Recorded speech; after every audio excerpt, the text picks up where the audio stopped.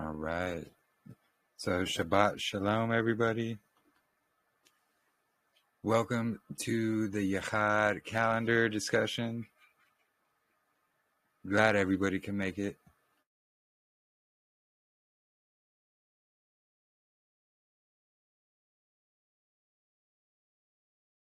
So I wanted to start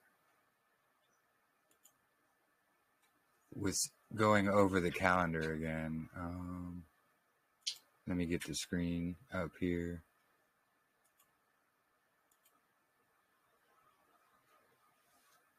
All right. Because I've been having a lot of questions about this, so I thought I'd go over it. And we'll just walk it through scriptures here. If anybody has anything they would like to add as well, feel free. So, actually, let me start with a prayer, and then we will get right into this. So, Father Abba Yahuwah, we come to you in prayer to ask for your blessings and your guidance as we read and study through your word. Help us to gain understanding and wisdom from you, and help us to be able to renew our hearts and our spirits to follow you and your ways. And we thank you for your Sabbath day and allowing us to gather so we can read and study through your words. I wanted just to ask for blessings over this and allow you to guide this study, just so we are doing everything according to you and your ways. And I pray to you in the name of Yahushua HaMashiach. Amen. All right. So here's just a little visual I've made, and I made quite a few of them to try to help describe better what we are seeing here in scriptures. And it's going to be the yearly divider day. So when we read here in Genesis 1:1-2, it's in the beginning Elohim created the Shamayim and the earth came to be formless and empty, and darkness was on the face of the deep, and the Ruach of Elohim was moving on the face of the waters. So Genesis 1-2 here, it's going to be describing this darkness that existed. And it's going to happen before Genesis 1-3, when Elohim said, "Let light come to be," and the light came to be.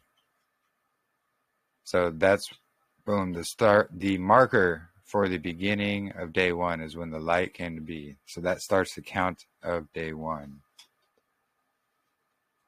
And Elohim separated the light from the darkness. And Elohim called the light day, and the darkness he called night. And there came to be evening, and there came to be morning, day one. So we got the light. It's marking and starting the signal for day one. This is when day one starts. So it's the light. And it's kind of outlined here. So it goes from the light, then we have evening, then we have Booker, morning, which is the blending. These are the mixing or blending of the light. And then when we have full light again, that's going to be the next day.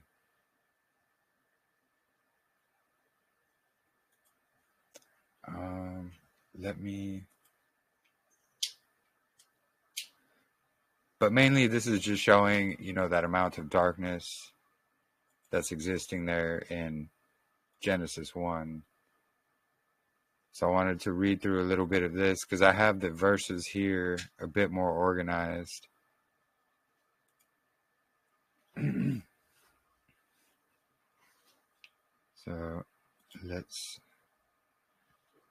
So starting here in Genesis 1:1-5, which we just read. So we can see before day one, which happened when the light was created, there was a formless void of darkness that existed for an unknown amount of time. So it's this division of time before time started, basically. And when we read through Jubilees 2, verses 1 through 3, so we're going to see, and the messenger of the presence spoke to Moshe according to the words of YAHUAH, saying, write the complete history of creation, and how 6 days Elohim finished all his works, and all that he created, and guarded the Sabbath. And on the seventh day, Kodesh it for all ages, and appointed it as a sign for his works. For on the first day he created the Shamayim, which are above the earth, and the waters, and all the Ruach, which serve before him. The messengers of the presence, the messengers of the Kodesh, the messengers of the Ruach, Ha-Ruachah, and the messengers of the Ruach of the clouds, and the messengers of darkness, and of snow, and of hail, and of hoarfrost, and of the messengers of the voices, and of the thunder, and of the lightning, and of the messengers of the Ruach of the cold, and of heat, and of winter, and of spring, and autumn, and summer, and of all the Ruach of his creatures, which are in the Shamayim and on the earth. So the abysses and the darknesses, evening and night, and the light and dawn and day, which he has prepared in the knowledge of his heart. And we looked upon his works, and praised him, and exalted before him, because of all his works, for the 7 great works he created on the first day. So what's really interesting here in Jubilees, chapter 2, 1 through 3, he's showing right here all these things that were created before the light came to be on day 1. So it's pretty amazing because he's showing, he created all the spirits and the ruachs. That's what the ruachs are, the spirits. He created all the spirits and basically had the lumps of clay before him, and he was separating them out. And he made the messengers, the angels. All of this was happening, in that void of time, basically, before day 1, which technically is part of day 1, but from creation week. So let me go back to the other screen here.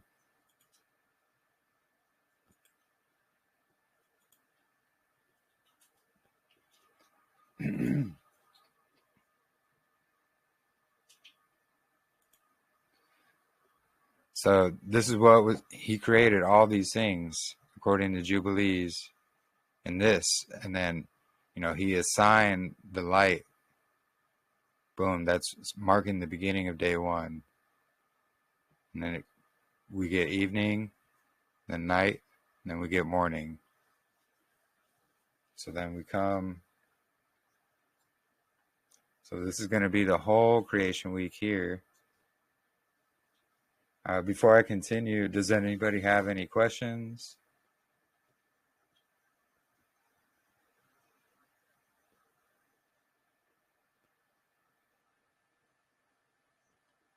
I'll take it as a no for right now. So,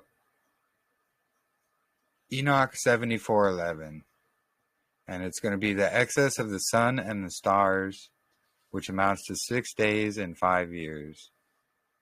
So when we divide 6 divided by 5 is 1.2. A solar year is 365.25 days a year.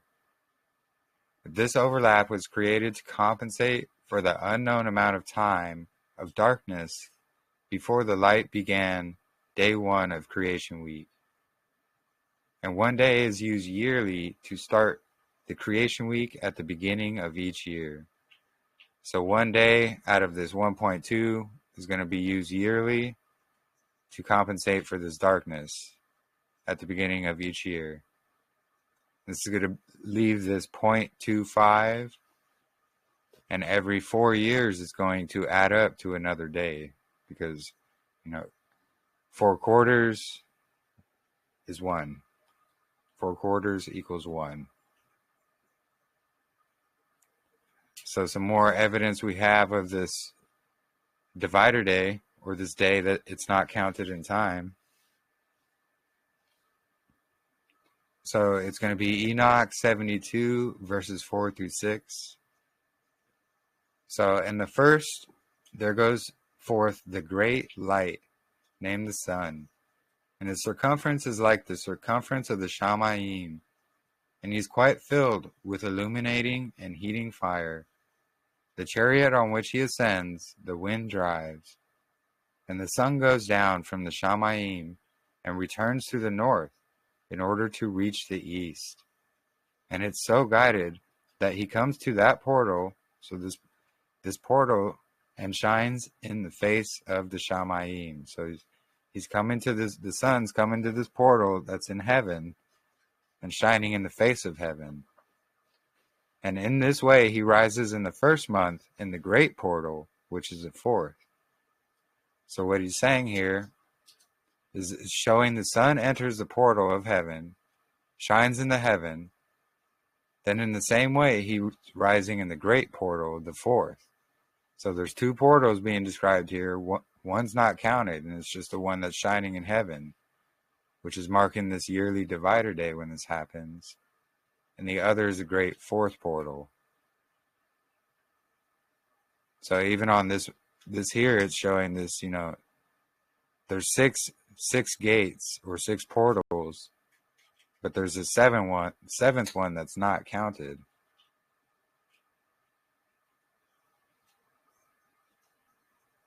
And it just so happens to be when the equinox happens, the vernal spring equinox. So the equilux is going to be exactly equal day and equal night. And this is going to vary depending on your location geographically. So with this map here, what we're showing, Israel, it's going to be, around here somewhere in here. Somewhere in here is Israel. So what I'm showing is, in this whole red circle here, if you're in this, if you happen to be here, which, this is not going to be to scale. It's for demonstration purposes, basically, but just showing if you're anywhere in this zone, you're going to have the same equal day and equal night as Israel is going to have. And so Israel is important because it's his chosen land. That's where the new Jerusalem's going to come down, when heaven and earth are remade. It's going to sit right there. It's important. That's where one of his mountains were as well. So March 16th, it's always going to be actually the equilux that's going to happen in Israel, or in that, this whole area here in the red circle. If you're anywhere in that area, it's also going to be that same day, which is going to go with Enoch 72:32. So, and on that day, the night becomes shorter and amounts to 9 parts, and the day amounts to 9 parts, and the night becomes equal with the day, and the year amounts to exactly 364 days. So Enoch is describing exactly equal day and equal night. And this is going to be when this divider day happens here, and it's going to be that separation divider day. So we're going to get into, day 4 being the head of the months. So after this divider day, which happens March 16th, we get day 1 week of creation, which is March 17th. And then we go down here to March 20th when the equinox happens. We're going to see, this is when the head of the months are. This day 1 of month 1 starts on day 4 of the week of creation. So we have a lot of witnesses in Scripture and the Dead Sea Scrolls for this, especially. But there's an exact reason why it had to be on this day. So it's when the sun is making the straight line. Like, boom, it's going to make this straight line. Oops, sorry. So it's just going to mark the straight line and boom, always hit the mark. And it's because, Exodus 40, verse 1 through 2, YAHUAH spoke to Moshe saying, on the first day of the first month, you are to raise up the Mishkan of the tent of appointment. So there's a reason they were supposed to do this is because it's going to shine through the tabernacle and it's going to light up the Holy of Holies. And the same thing with the temple as well.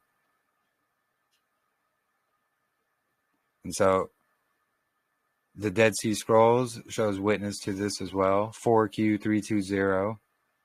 So to display itself from the east and shine in the center of the sky at the base of the vault from evening to morning on the 4th day of the week, the sons of Gamul, in the first month of the first year. So Dead Sea Scrolls, that's one witness to it. And let me share this other screen to show you.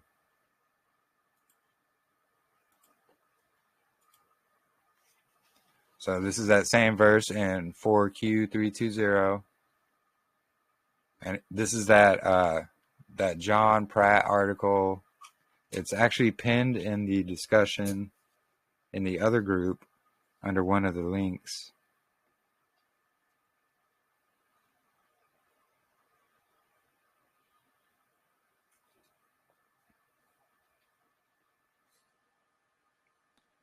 But it's also showing, sorry. So it's also showing, the same thing. And then it's describing, how even astronomers and so forth, modern day astronomers, are showing, this means equal day and equal night, or not equal day and equal night, this straight line method. And it's happening on the 4th day. So they put Wednesday here, but it's 4th day.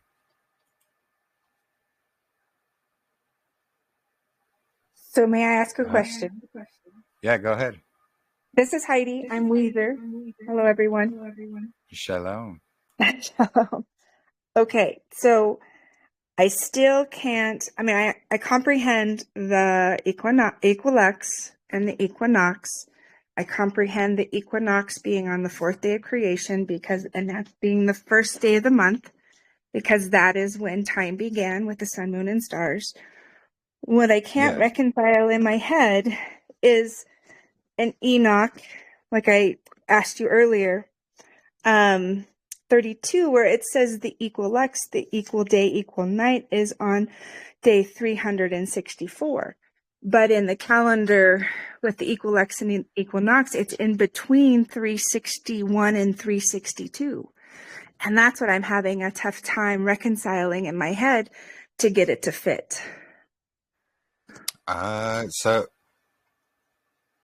So it's not saying that day is 364, but it's marking the 364 days. And actually, I think I know what you're talking about. So let me go here. And then, so let me scroll down.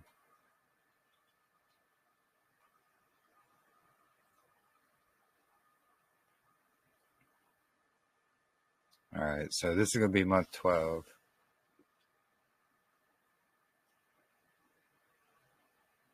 So right here on the 28th, this is going to be day 364. And then we're going to get the divider day that happens, and then this is going to be day one, which also happens to be day 1 week of creation. So this is how it lines up with that verse in Enoch. So it's saying this day is marking the end of the 364-day year. So this is day 364. This would be like day 365 of that excess of the sun and moon, basically. But it's not counted as a day, like in the calendar. It's a day not counted in time. So then we get day 1 of the 364-day count and day 1 week of creation, which goes to day 4, and then it repeats every year. Same thing. Except every 4th year, it's going to have that second divider day that comes up because of that 0.25 that adds up to another day. So it's just going to be another divider day added. That's not going to count. So it's not going to break up the 364-day count as we're commanded, but it's still keeping that true that solar cycle that happens within a year, which Enoch speaks about. Correct. So therefore, the day 364 is not day 1 of the month, because it's 30, 30, 31, 30, 30, 31, 30, 30, 31. And then you have, at the end, you have that intercalary, that the 1 day of the no day, the 0 day. But Yeah. if that's 364, then what is the 4th day, first day of the year? If that's day 1 of 30, 30, 31, or is that So, not? No. Is that So the seasonal days are going to be separate from this divider day that happens. So the 4 seasonal days, that's going to be, it's going to be the day before this equinox happens. And it's because this is what the Dead Sea Scrolls is telling us, which, here, let me share it for you. so? Day 4 is 31. Is that correct? No, day 3 of creation week would be 31. So hold on one second. Come on.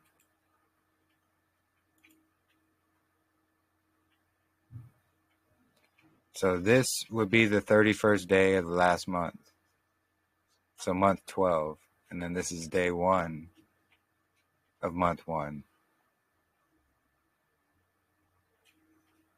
So, which is different from day 1 of creation week. When I understood that, I got it. There's creation week, which is the 7 days. And then day 1 of the year is actually day 4 of creation week.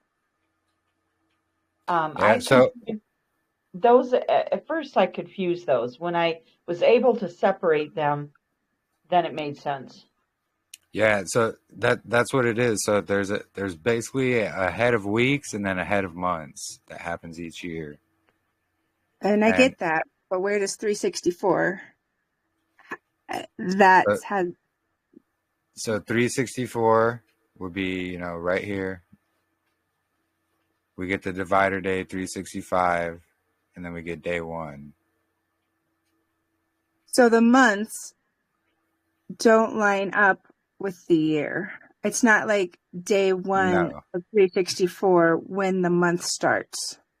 Correct. Just like it doesn't line up with creation week as well. It's because, the sign to keep these things was created on day 4, which is the sun, the moon, and the stars. Correct. So is there anything to reconcile that in scripture or Dead Sea Scrolls or extra biblical text to reconcile that, to help some of us comprehend if 364 stops before the 0 day, and then it's day 1 starts after 0 day, but yet the year starts on day 4 as the first day of the year, and we are programmed 364 days in a year. So to reconcile our programming versus the biblical text. Yeah. Basically, so in scriptures, mainly in Exodus 12:1, actually a lot of verses in Exodus, which I was about to go over, it's going to show you, this is going to be the head of your months. He's going to say the head of your months. What Babylon has us trained to think is, the beginning of the year is just the beginning of the year. There's not a separate, like the weeks wouldn't have anything to do with it. The thing is the weekly cycle is resetting each year as well. So we get the head of weeks, which is going to be when the weekly cycle resets. Then we get the head of months. So, I mean, all this, we can just call it lumped together the head of the year or the new year. But there's two different events to mark these two different events that happen, the week resetting and the months resetting, if that makes sense. Okay, and which is a Shabbat? Is it the head of the month? Or is it also Shabbat, the equinox? wait, what was that again? The 31?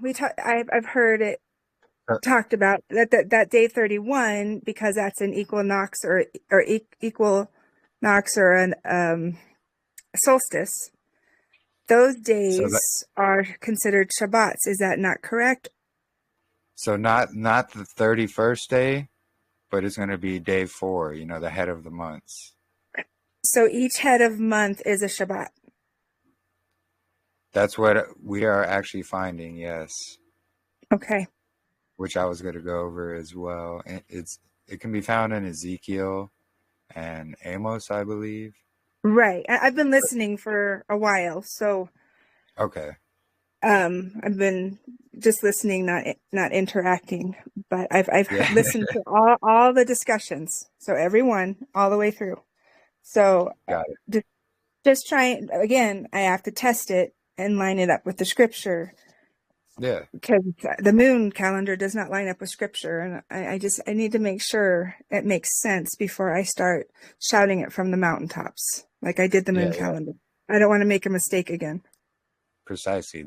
That's how we found this, actually. That's how we got started. So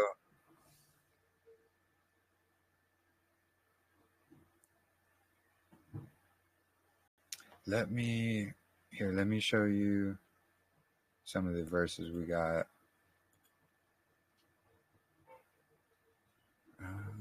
Here we go. I'm going to print out all your PDFs and get all that in front of me, so I'll have all that. Awesome. Go through. So let's see.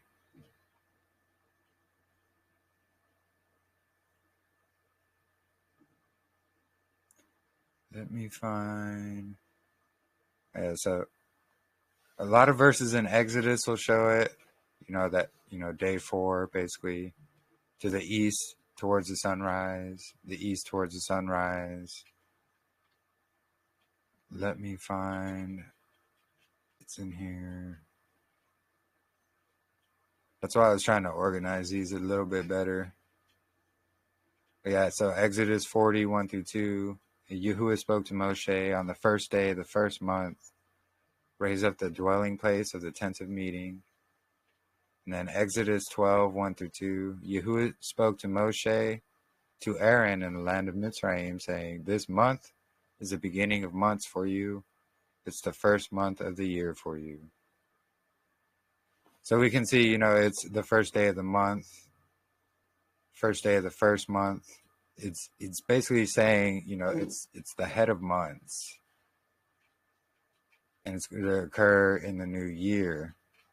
So the week and the months basically resetting and starting their cycle over again is combined is going to make up the new year.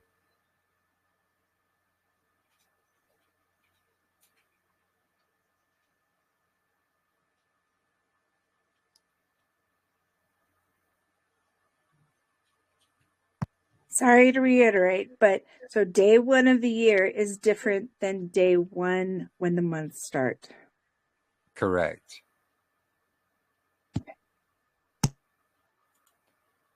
That's correct. Yes. Okay. I know it's tough to Jeremy, grasp it. Yeah. can I say something? What she just said, she said day one is different from day one of the year. No, day one of the year is day one of the month, of the first month. So that's good. So if we're putting the day 364 there or day one there, it's going to kind of go against what Enoch was saying. That let me scroll up. It's what she was basically saying at first there as well. Now, are you So we talking have about day one of creation week or the first day of the month starting the year? day one of creation week. So it's going to be right here. So Enoch 72:32. It's when he's saying, and the year amounts to exactly 364 days, when the day and night is equal parts. And so that's when he's marking, the end of the 364-day year. Yeah. So And it's then, going to be that divider day. And then let me scroll down again to that. okay. Then the next day is day one of creation week. That's not the start of the year yet. We've got another 4 days to go No, to so start the year. that's not how I've seen it. What? So we got So month 12 here. So I've understood this completely wrong then. Perhaps. I know there was someone saying that that's how the count went. Like, either I way, thought it would that, still, either way, it's 364 days. But yeah. if But we're, go oh, go ahead. ahead. Sorry. Oh. I thought that's what you and Katrina were teaching, that, you know, there's the divider day, which is equinox. Then the next day is day one of creation week. And then 4 days later is the equinox, which is day 4. And that day 4 of creation week actually starts the year. That's the first day of the first month. And then 3 days later is the true Shabbat. Did I misunderstand all that? Yeah, it's because I don't remember who it was saying that in chat, but I thought I had corrected it. I guess it was not clear enough. But that's So also why I wanted to walk through it right now as well. okay. So I guess I Either way, something. yeah, I mean, either way, it's still 364 days. It's Yeah, just to line up with Enoch 72:32. okay. Like he's saying, day 364 is going to be here on the 28th. Then we got, We have to make sure we're counting the first day of the year, which is equinox, right? yeah, precisely. So, Well, that's day 4 of creation week. this is actually, the equinox is the first day of the first month of the year. And then we got the first day of the first week of the year, which is that's what I was saying. And you said no. Wait, say that again. Sorry. Okay, that's what I was saying. I was just reiterating, but when she said it, you said no, that's not it. So, from what I understand, equinox starts the year, correct? That's day 1 of the year, which is the first day of the first month. Are we correct on that?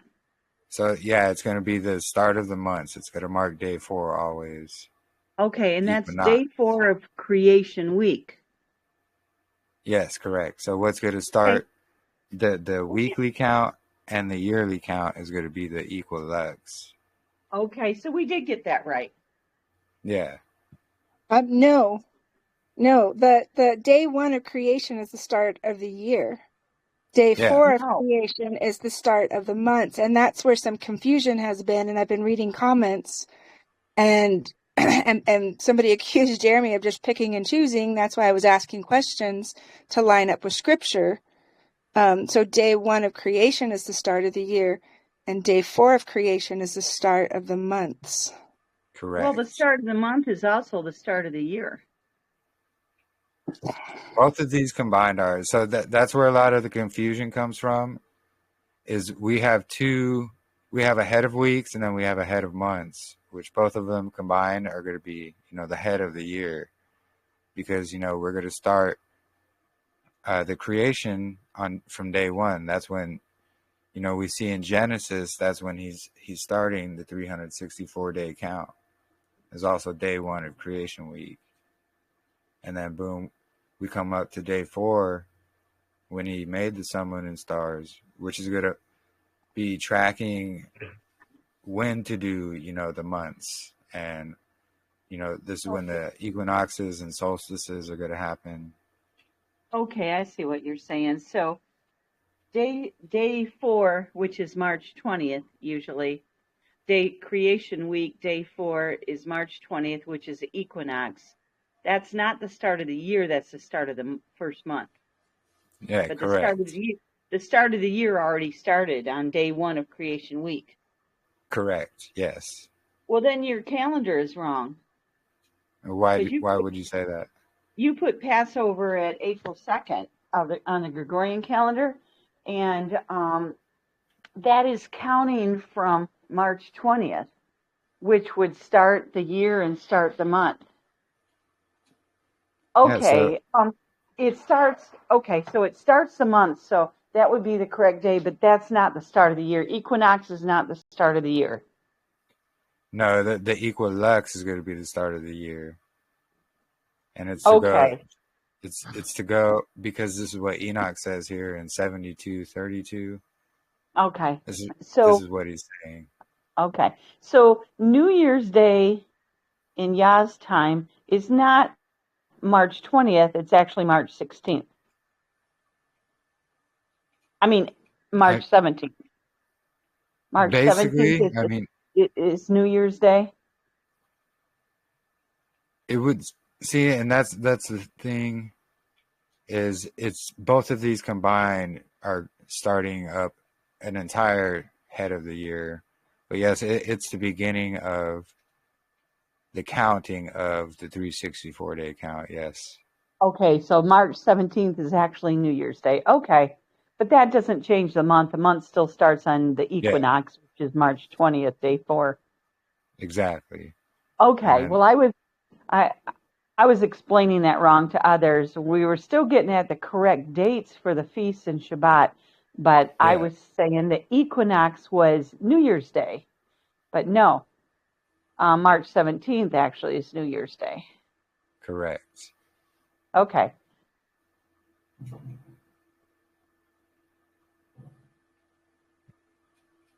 But we don't want to celebrate New Year's Day like the pagans because it's opening portals to Yeah, Hades. correct. Oh, Correct. really? Okay, Yes. so it's not a Shabbat. New Year's Day is not a Shabbat then. Well, we just No, don't but want to celebrate like the pagans with Happy New Year and Okay. fireworks and stuff because that's opening up portals. Oh, I'm so precisely. glad you pointed that out. That's real important to know. Very important information. Yeah, I But would say so. how would we? So when would we blow the shofar? So that would be on day 4. So it's going to be the Okay. head of the month. Okay. So So ahead of the month is like a Shabbat that we celebrate. Am I correct in understanding that? that's what, yeah, that I was going to go over that a little bit, but that's what we're seeing in the Dead Sea Scrolls. Let me pull it up for you here. Where are Yeah, they? I know that's been a question among some, like, are we supposed to celebrate, and then those keeping the lunar calendar, they're celebrating the new moon. And, I see on this blog and that blog, Happy New Moon, it's a Yeah, Shabbat. yeah. Celebrate. And I'm like, oh, no. It's no it's no new moon.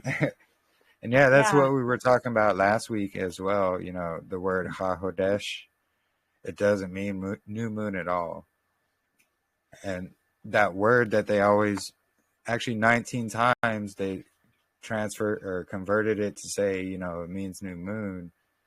Most of the time, out of these 19 times, it's talking about these heads of the months. What is new month in Hebrew? I know month is Kodesh, so what's the new? Is that Yam? No, that means day. It's Ha Chodesh. So Ha, like Ha, but ha. yeah, Okay. Okay. because Ha, it means new. Okay. So Ha Kadesh is in the manuscripts, but Ha Yarik is not. Correct, exactly. You said there was never an instance where there was new moon. Nope, you can't. If you type in Ha Yarak, which would actually literally mean new moon, you're not going to find it anywhere in the Strong's Concordance. You're not going to find it anywhere. Huh. Well, that's the smoking gun, Yeah, or the absence of because the Ha, smoking gun. yeah, Ha is literally new. That's what it means, new in Hebrew, like Ha. That's actually the root word for Chodesh. So when you put it at the beginning, like Ha Chodesh, it's talking about the beginning or the new month. Same thing. So it would work the same with the moon, which is Yarak. So for it to say new moon, it would have to say Ha Yarak, which Okay. literally would translate into new moon, but it's not in Okay. there, not at all. And that's day 4 of creation then. Yeah, Okay. But that's not the exactly. start of the year. Okay. Well, that doesn't change your calendar. I'm sorry. I said it did, Yeah, but no, it took me like 2 seconds to realize, oh, that doesn't change the calendar as long as you get the start of the month correct. yeah, Um, exactly, but the exactly. start of the year, like Weezer. I hate to call her. I hate to call you Weezer. What's your It's first name Heidi. again? It's Heidi. Heidi. Weezer's a nickname my dad gave me due to growing up with asthma.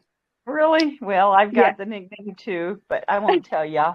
Um, okay, Heidi. Well, what Heidi said was when she said, I think you said this, Heidi, the start of the month and the start of the year are the same day, and Jeremy said no. And I was like, wait a minute, that's what we learned. Okay.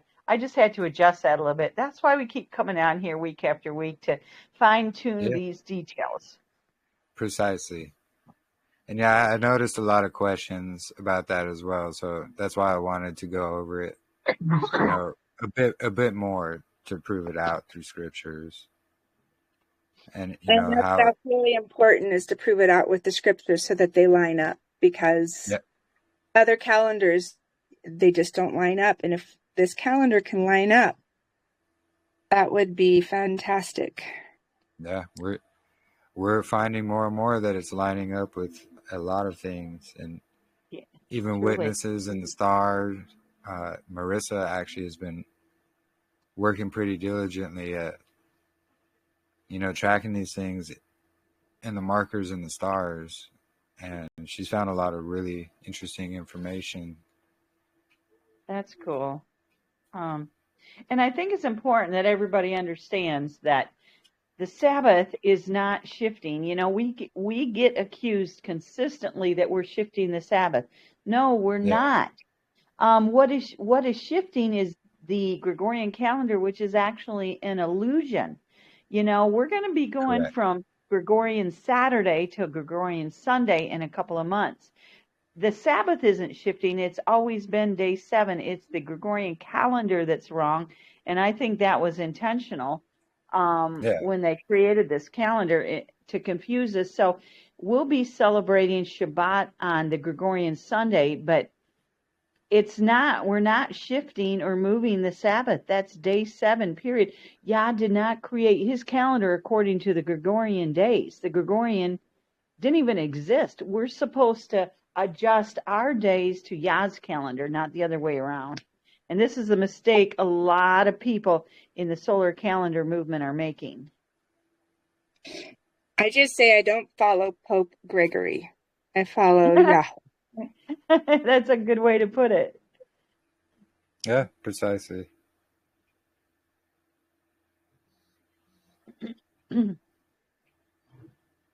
And it doesn't make sense with every day of the week having a name of a god and every month being named for a god, why we would follow this calendar. Why would we follow the Gregorian calendar? And it bothered me until I found you guys and the Zadok priestly calendar making sense, but lining up with scripture.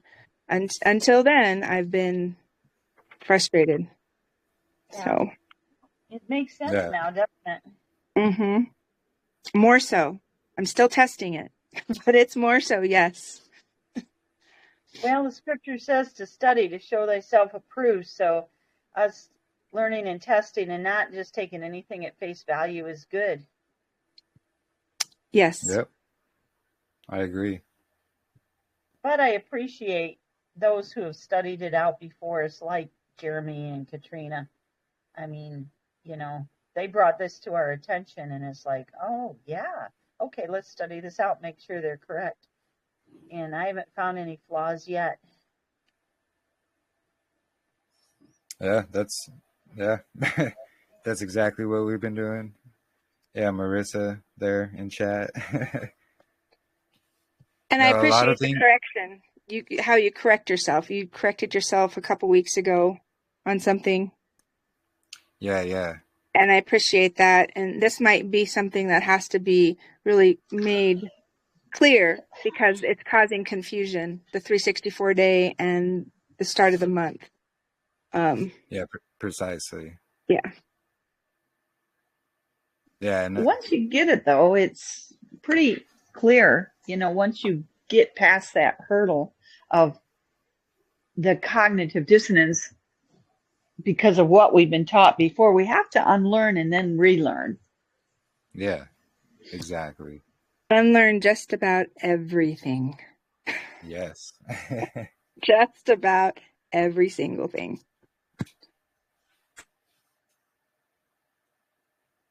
And then, so this is going to be just showing more, from the Dead Sea Scrolls. And this is going to be 4Q324D. And so we're going to be seeing the beginning of the first month on weekday 4. And that's the Tekufa, which is going to be going along with what Jubilees 6 is saying about these 4 heads of the months were ordained festivals by Noah. Let me actually pull that up so I can show you. So here's another question. Are the equinoxes and the solstices, are they day 31 or are they day 1? So when we start out, it's going to be the equinox is going to mark day 4. And then we had a brother Robert Villa, which he's on the Zadok calendar, but he's more with the week intercalation method. He doesn't see this quite yet. I'm not sure why, but but he marked the solstice as happening on, it was the 17th of December. And so the 17th of December is actually the 31st day of, I think it's the 10th month or the 9th month, one of those two. I've seen that, and I've wondered, where do they get that from? Yeah, he has a Dead Sea Scrolls sundial, and then he's got like 3 different methods of tracking it. But on his TikTok channel, I think it's Bond Servant. He's got a video where he's tracking the winter solstice, and the furthest the sun got to the south, it was December 17th, and that literally was one of the 4 seasonal intercalated days. Let me pull it up actually for you so I can show you. I think it's the 9th one.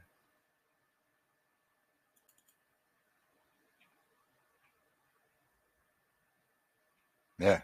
So let me screen share.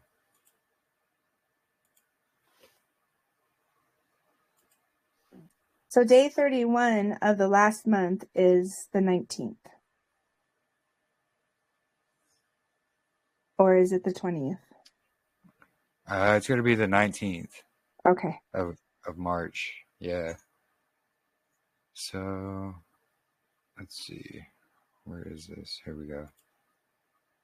So we see December 17th is literally this seasonal intercalary day of the 9th month. I wonder if I can share this video actually. Let me see if I could share the video he has, just so I can show you.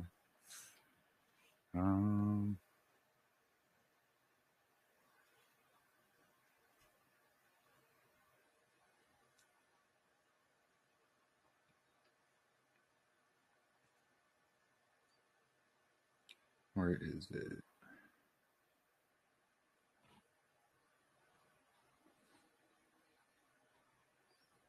Oh yeah, I have to share it from TikTok, that's right. Let me... Just a few.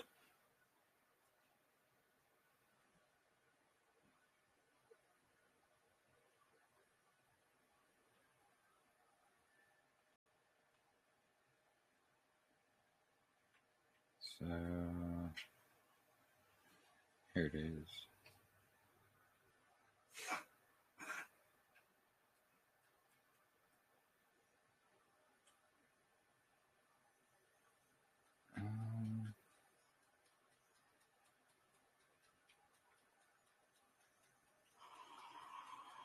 So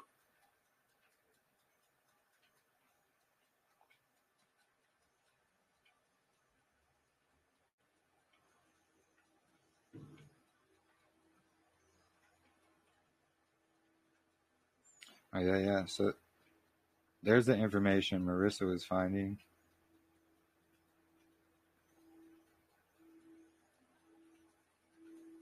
Why does it not let me paste this?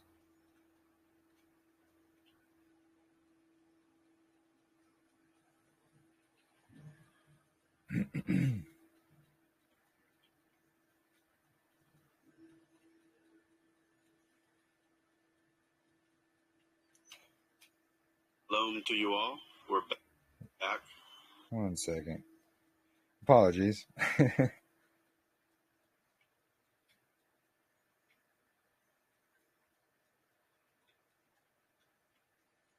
There we go.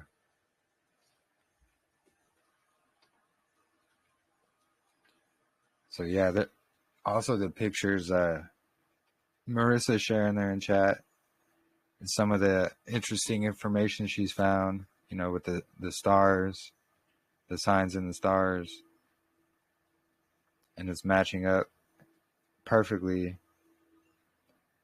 to what, you know, this method exactly. But let me show you this video here. Where is it at? There we go.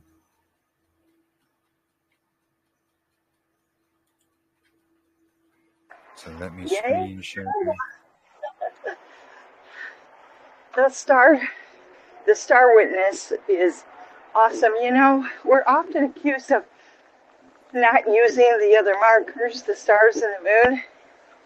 But I don't know about the moon. I'm still confused as when to use that. But the stars marking these days is incredible. Yeah. Just like this is Spica for the barley, yeah, and the rising of Pisces and Aquarius. Yeah, it's truly amazing, and it goes right along with Enoch, with what Enoch says there. It says, you know, the sun and the stars are what's bringing in the year.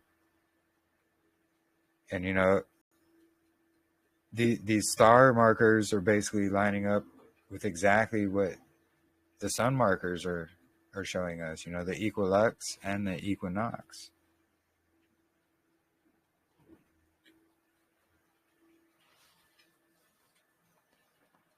So, actually, I'm sorry, I have to share this with sound. I forgot to, there's a little button you have to click to share the sound.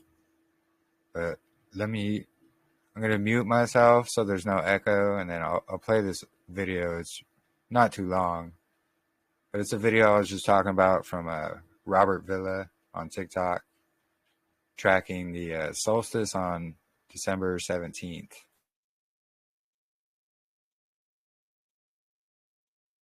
We're back to check out the marks that have been made the past 3 days, which will prove and verify that the sun moved as far south as it will this year, and to see that he's returning back. So, get this to zoom in. There we go. That was 12/17. That was the winter solstice mark. And today we marked it at 12 on 12/18. And you can clearly see the shadow was lower. We made another mark. That's 12:05 yesterday, 12:05 today. So the higher the shadow mark, the lower the sun. And now the shadow is going to continue to go this way and get smaller and smaller until we reach the spring equinox line, which that is the autumn equinox line that I marked this year. So it's going to continue returning that way, but can definitely confirm the solstice was yesterday on 12/17, makes today the first day of the 10th month, which I consider that to be Rosh Chodesh, the head of months. So definitely blow the shofar and observe this. Praise Yah for the continued seasons, the circuits of the sun, the motion of the heavens. Praise Him in all. Praise YAHUAH. Shalom.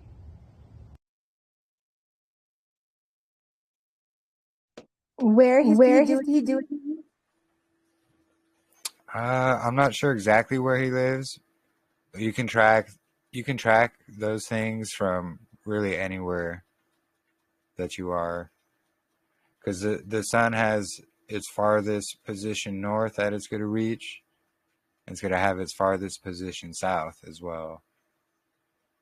So that's different then. What's that?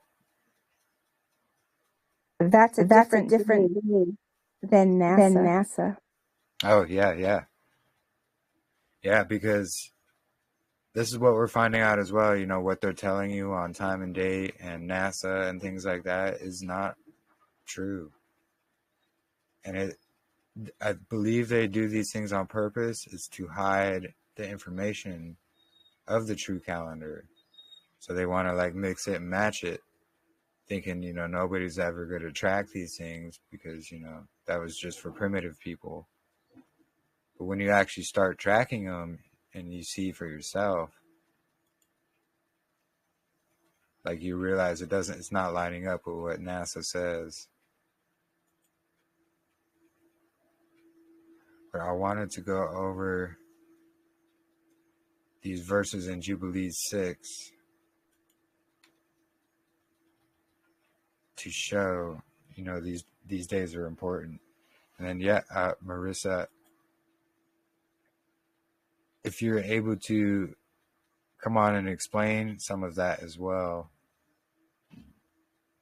that'd be amazing. Because that's a lot of information you have found there, sister, with the star markers lining up with the sun markers. So I think, let me find the verse where it just has them all.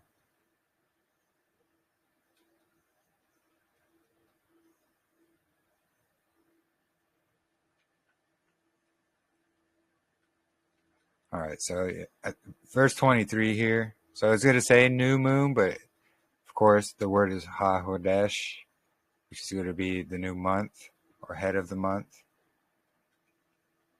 And so the head of the first month, the head of the fourth month, the head of the seventh month, the head of the 10th month are days of remembrance, and the days of the seasons in 4 divisions of the year.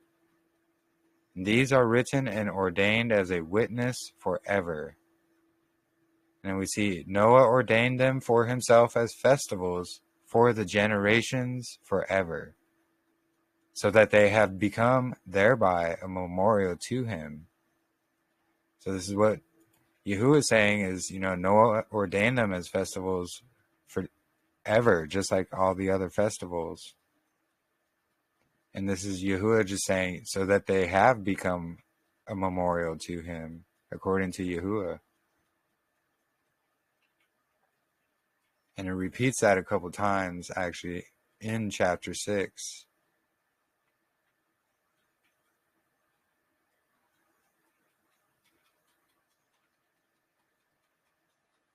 I believe it's somewhere here in chapter 6. But he says it twice, basically. And he says, yeah, these are the festivals that are going to be ordained as days of remembrance for Noah.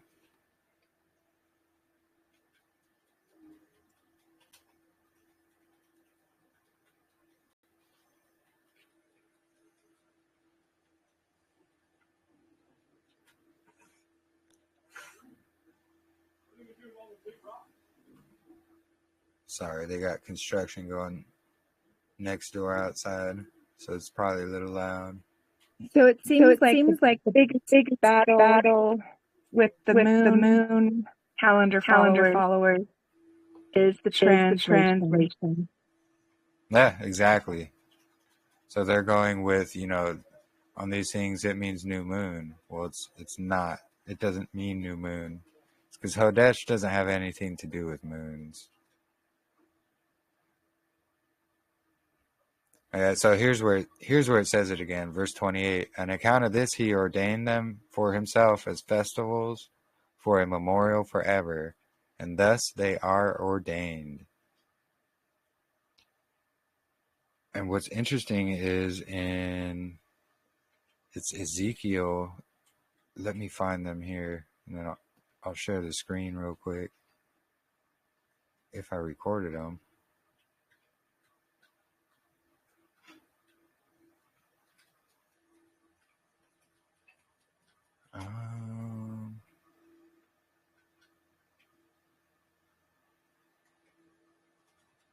I don't think I wrote them down. I thought I did.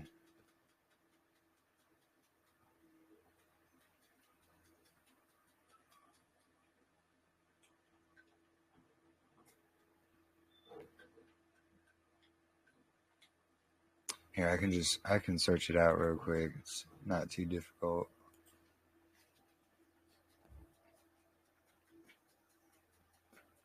Let's see.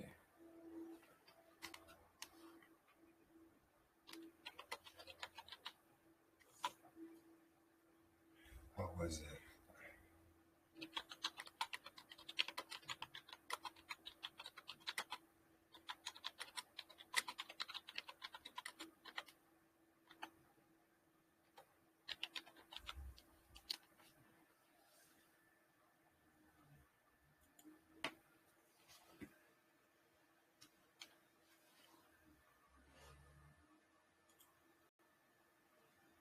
So, of course, it's not new moon, but that's how they have it translated.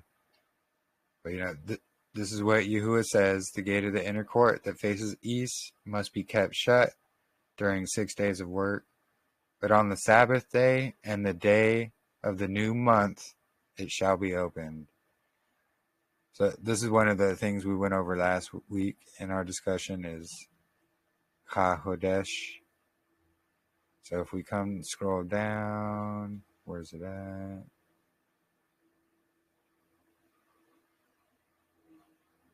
Jeremy, where's Can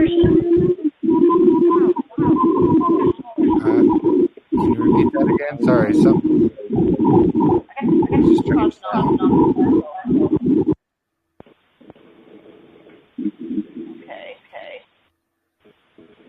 can you repeat that again? Sorry.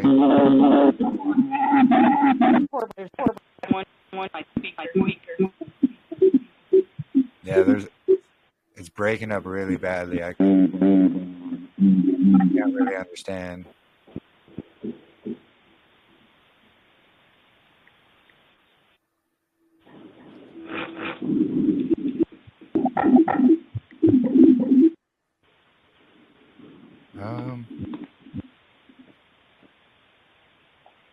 Well, while you get that situated,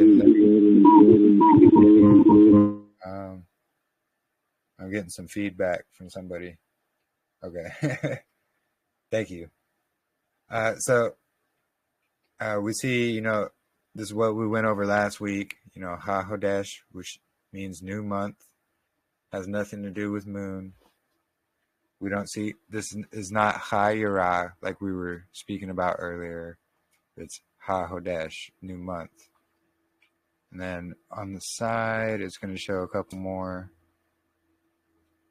verses, I believe. Yeah. So, all right, let me go to what I was saying. So it's showing that, this gate that's open on Sabbaths and these 4 heads of the months, it's supposed to be open. So that's kind of one of the clues to the puzzle piece that we were looking for, is that these are going to be like a Sabbath, which will go along with what we just read in Jubilees chapter 6, as Noah ordaining them as festivals forever. And then where is the... I need to point out that the Sefer version. Are you all getting that echo? Here, let me mute. I'm just getting an echo. I thought it was my speaker, but my speaker's turned off. Oh, go ahead. Sarah needs to mute. Okay. Still getting an echo. Okay, I'll do the best I can. Okay. The second version of the Enoch is off from the R.H. Charles version. So that verse about equal day and equal night in 72:32 in the Sefer, it is 72:42. I've noticed the Sefer is off quite a bit with the Book of Enoch. Some places.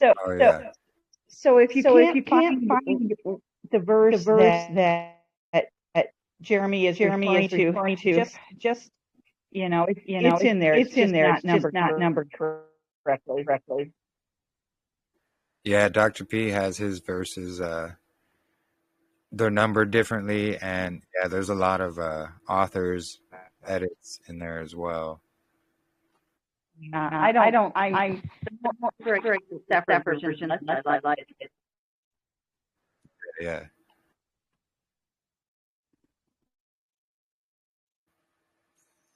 All right, so let's see, where was that? It is numbered correctly on the yeah. So and Jeremy, did you say that the Hallelujah Scriptures was a copy of the YAHUAH Scriptures? Well, it's a copy of the Scriptures. The Institute of Scriptural Research. So they copied the Scriptures, and then what YAHUAH Scriptures did basically was take all of that. They went through and they corrected a lot of, grammar and spelling errors. They went through, the original Greek and the Hebrew and so forth to make sure words were translated correctly for the most part. And they added all the extra biblical books as well, or apocryphal books. So YAHUAH Scriptures is basically, it's basically the same. It'll be worded the same as the Hallelujah Scriptures. And then that's going to be worded the same as the scriptures.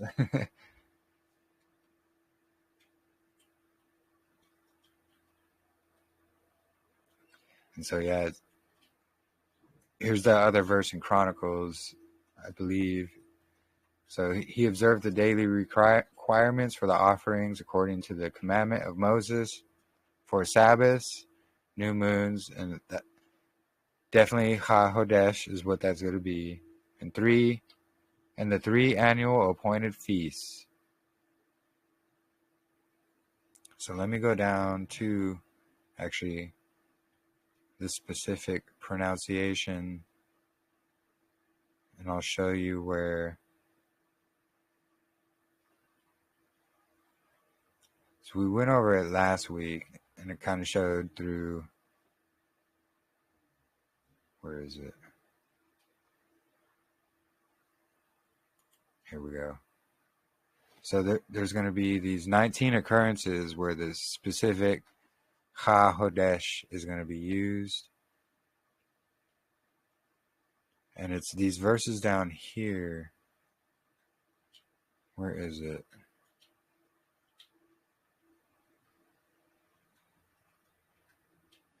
So yeah, the verse in Ezekiel 46:1.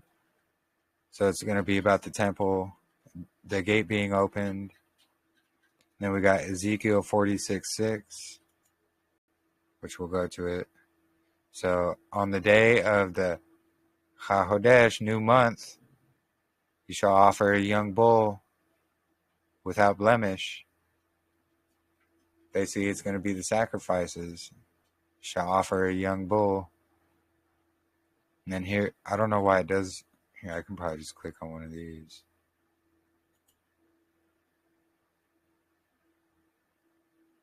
So on the day, of course, it's going to say new moon of the new month. You shall be a bull, a son, a young without blemish, and 6 lambs, a ram without blemish. They shall be. That's going to be the original Hebrew writings. And we got Amos 8:5. So this is when they're complaining, and the Israelites are complaining, and they're saying, when will be the new month, or when will the new month be over, or be past the new month, that we may sell grain, and the Sabbath that we may trade wheat? Let me find the better version, because I know it's a bit tough to understand there in the original.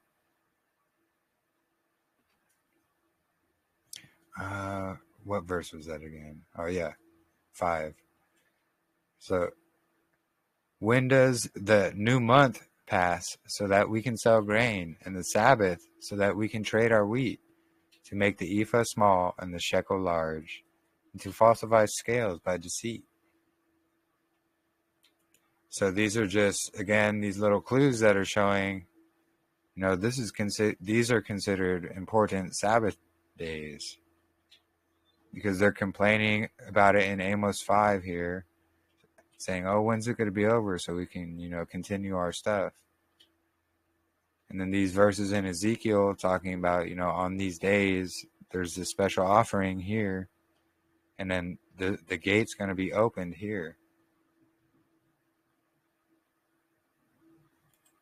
which is going to go along with, Jubilees here in 623. How Noah had ordained these as festivals forever.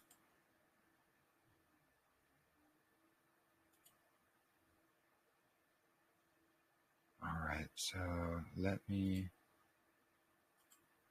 just go through the calendar real quick, and then if Marissa, if you're still there, let me check. Oh, she's not there anymore. I was hoping she'd be able to go through some of her findings, some of these witnesses in the stars.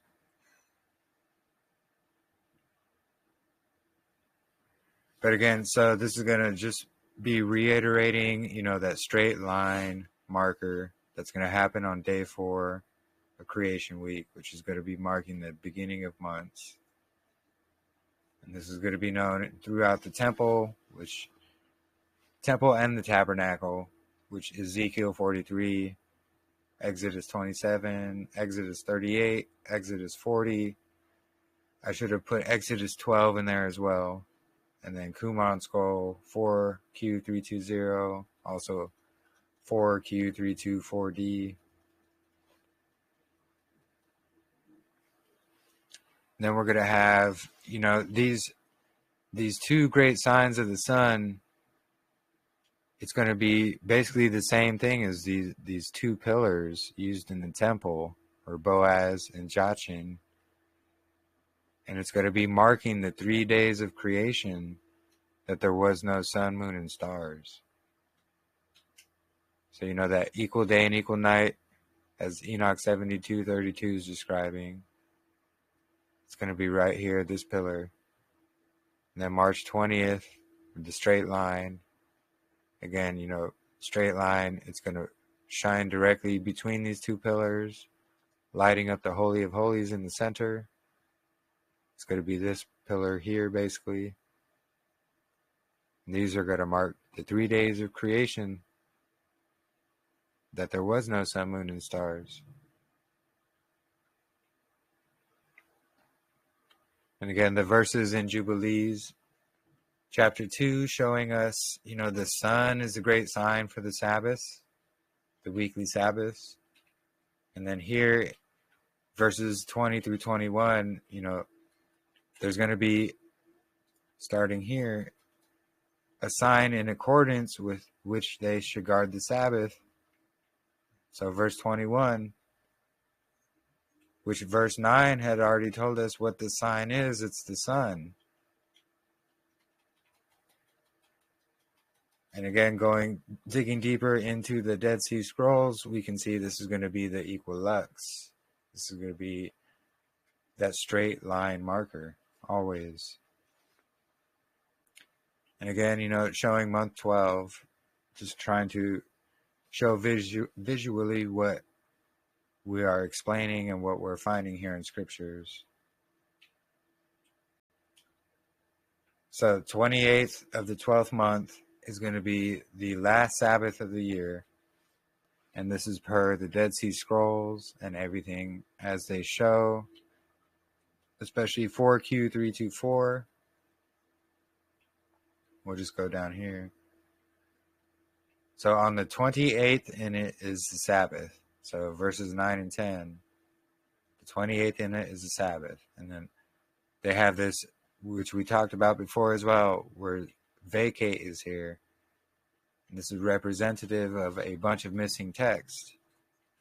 So which I am showing, it could be this divider day text that is missing directly from there. Because, as I mentioned before, 4Q324D, it's only talking about, the first day of the month, the 30th day of the month, the 4 seasonal intercalated days, and the Sabbaths and festivals. So if it was a day of just a regular old day, it's not going to mention that. Which is, you see, it goes from the 21st Sabbath, then the 28th, the Sabbath.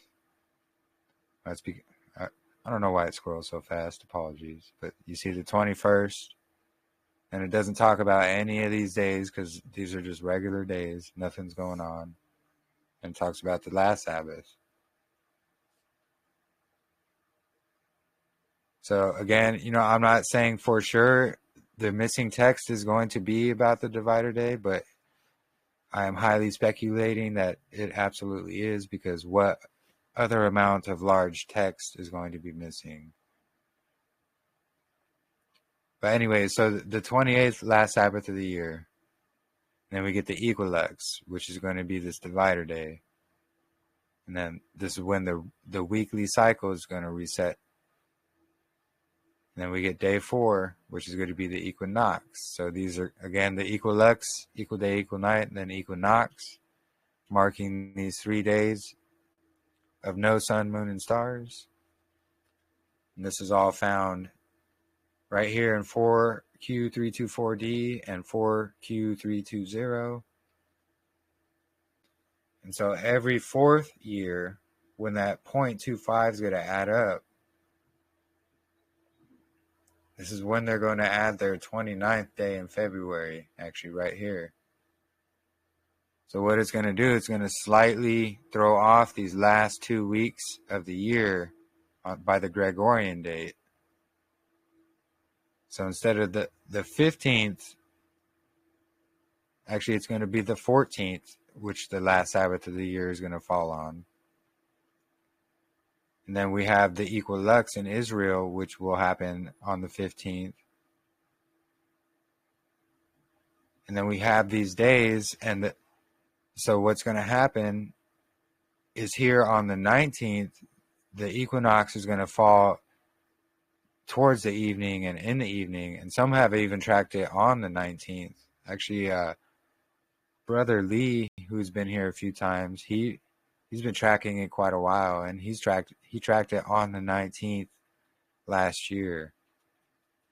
So this is going to be the marker in the heavens to add the second divider day that comes in, which is going to fall just before day 4, which is going, because it's going to bring, when the equinox happens on the 19th, it's going to bring it in, everything into the 20th again, and just line everything up again as it should be.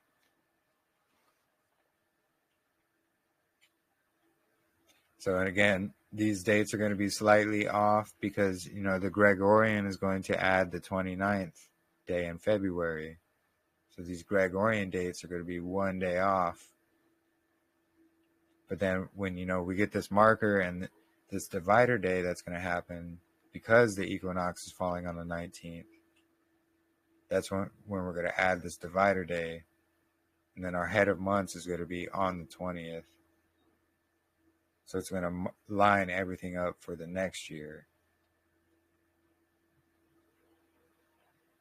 And then again, this is what happens every 4 years because of that excess 2.5 of the sun and the stars that we have. So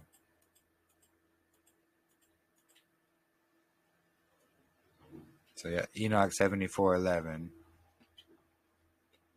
So it's that 365.25 days a year of excess that we get.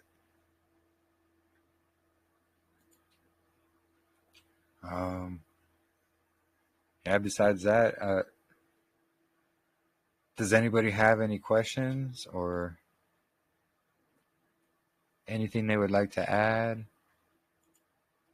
Because if not, Marissa, if you're interested, you can kind of walk us through some of these pictures that you found, and I could share them on screen if you're able to. I would love to. Just give me a little bit. Yeah, for sure. Just let me know when you're ready. Okay.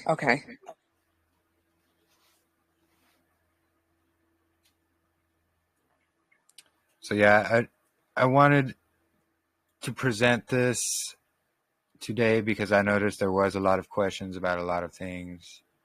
I hope to have addressed them today and to show, with these visuals, a more visual representation of what's going on and what we're trying to present through scriptures, and what we are getting out of what we're reading through scriptures, and what we're seeing, in these markers and these signs that Yahuwah gave us in the heavens, that Enoch specifically is telling us.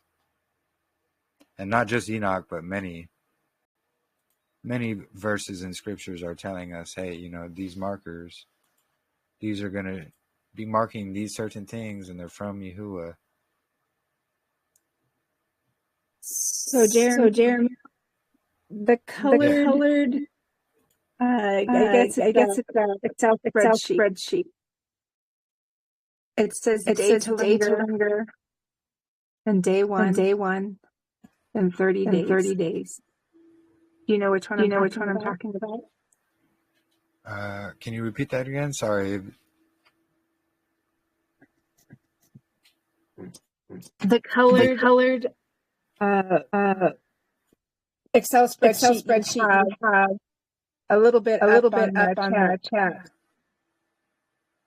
Okay. Hold on. Is it Is your it your spreadsheet or is spreadsheet it or is someone it someone else's? else's? So you're talking about this one on screen right now? No, No, not that not one. that one. The one with The that one with one. that one. Maybe you took it Maybe you down. took it down.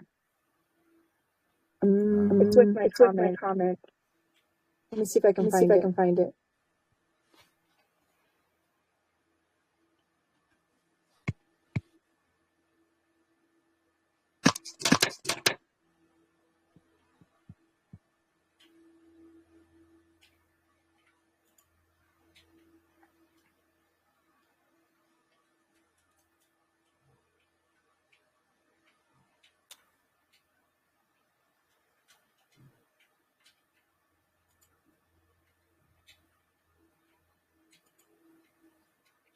Oh, while you search for that, let me go ahead and share just a few of the other verses that are going to show, Yahuwah gave us these markers.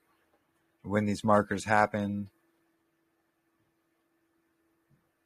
there's a lot of breaking up. Yeah.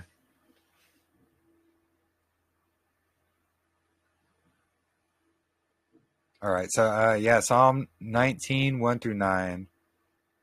It's going to be showing, the sun, moon, and stars are speaking. They don't have a voice. They're showing us the yearly markers, which actually, I should share this other one because I go into a bit more detail about it. Let me...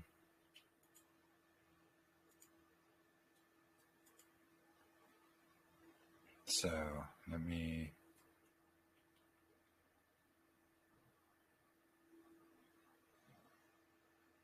And then what I'm reading from here, it's also, it's the PDF about the calendar divider day. That's also, it's in the Telegram chat here in the PDF section. It's in that other group that we have. Okay, yeah, that one you're talking about, sister. Yeah, that was somebody else's. So what that's showing is actually in Enoch 82. It's showing those leaders of the stars in a lot of those verses. I just wanted to share that because I found it interesting as well.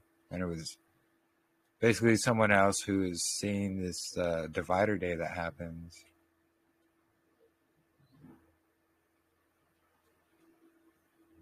Okay, it just Okay, it just didn't didn't line up line up the 0 the day. 0 day. Yeah. Yeah, that was somebody else's. I'd actually gotten it in the Telegram group.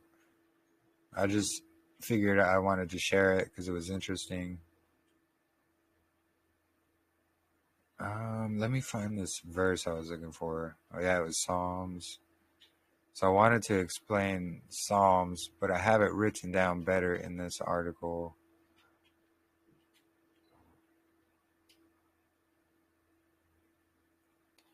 Maybe I don't. I thought I did.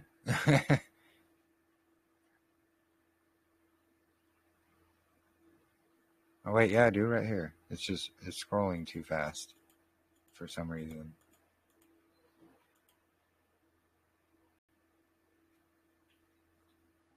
All right, so yeah, no worries, Sister Jermaine. So Psalm 19, 1 through 9. So the Shamayim, the heavens, are proclaiming the esteem of El, and the expanse or the firmament is declaring the work of his hands, his creation. That's what the firmament declares, is his creation. And day to day pours forth speech, and night to night reveals knowledge. So the day and night is separated, as we can see the division of day and night. And there is no speech, and there are words, and their voice is not heard. So the luminary's voice, they have a voice, but they're not speaking. It's what they're showing us. So their line has gone out through all the earth, the spring equinox, and their words to the end of the world. So again, the words, it's not actually them speaking, it's them showing us, and it can be seen from the end of the world to the ends of the world, which actually the equinox can be on the same day. So in them he put up a tent for the sun, and it's like a bridegroom coming out of his room, which is the equinox, or this divider day, when the year is beginning, like a bridegroom coming out of his room. And it rejoices like a strong man to run the path, the 364 days. So the sun, this can also relate to, the verse in Enoch 72 I was just describing earlier, where the sun is going into that heavenly portal and is shining in the face of heaven. And then it comes into the fourth portal again, which is going to mark the head of months. So its rising is from one end of the Shamayim, and its circuit to the other end. So the solstices and equinoxes, and naught is hidden from its heat. And the Torah of Yahuwah is perfect, bringing back the being. The witness of Yahuwah is trustworthy, making wise the simple. And the orders of Yahuwah are straight. So the orders is what he's got here, the sun and the stars, and even the moon as well. But the moon is just not consistently. But the orders are straight, rejoice in the heart. The command of Yahuwah is clear, enlightening the eyes. The reverence of Yahuwah is clean, standing forever. The right rulings of Yahuwah are true. They are righteous altogether. So the sun, moon, and stars are speaking, but have no voice, and showing us the yearly markers and seasonal dividers. Which, wisdom of Solomon can go along with the same thing, which is Wisdom of Solomon 7:17 through 19. For he has given me certain knowledge of that which exists, namely, to know how the world was made, and the operation of the elements, so the operation of all these things, the beginning, the ending, and the middle of times, and the alterations of the turning of the sun, and the change of the seasons, the circuits of the years, and position of the stars. So this is again Solomon telling us, the sun and the stars are telling us these things. Like the calendar is determined by the movements of the sun and the stars, as we can see throughout all scriptures. This is going to go again with Enoch 74:12. The sun and the stars are bringing in all the years, precisely 364 days, which I can show you here.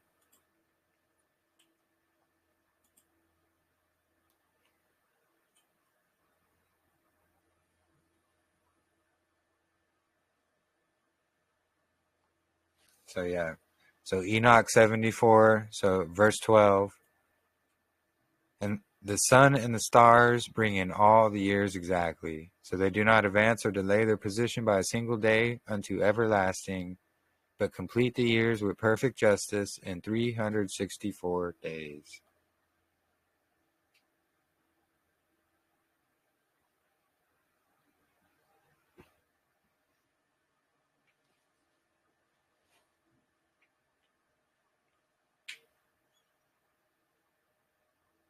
And there was one other verse I kind of wanted to show, because there's a lot of verses, as you can see throughout scriptures, which I got to update this in the Telegram chat, but we see a lot of verses that they're either showing and alluding to the divider day, or they're showing and alluding to these heads of months, the 4 seasonal intercalated days.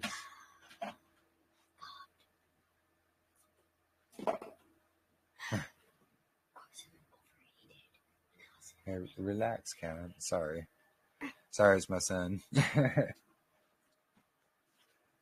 So, yeah, here in Lamentations chapter 2, verse 6, this is going to show us, the Sabbath day has been lost.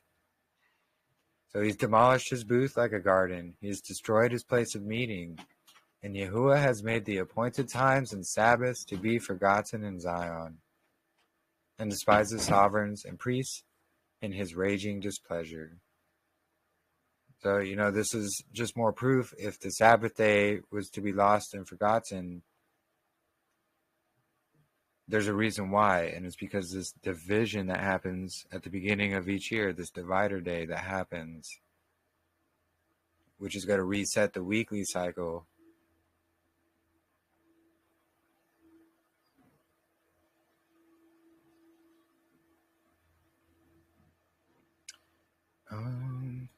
Let's see. Let's see if there's anything else I had to share.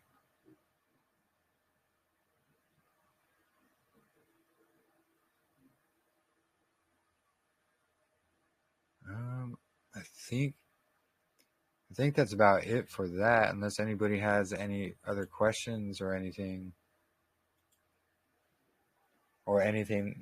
they would like to add as well, or any discoveries they have made.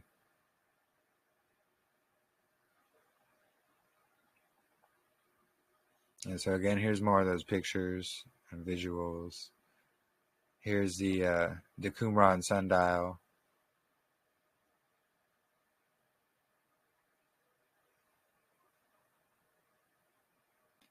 Yeah, here's that one of those star witnesses Marissa was talking about, but this was from a while ago.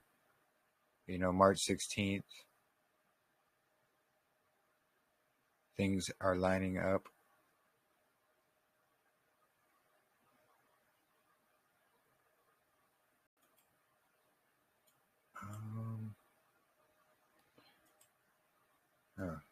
What is going on?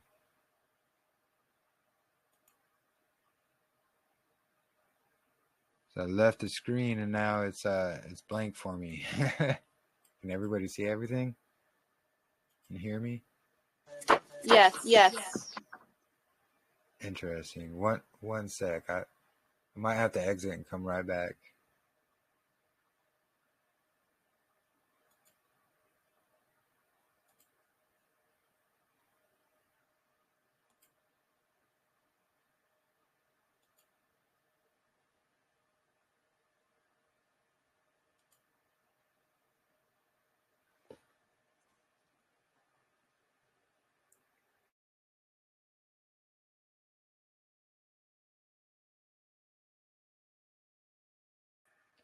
All right, there we go. I'm not sure what happened, and it glitched out on me. And it went black. And I couldn't see anything.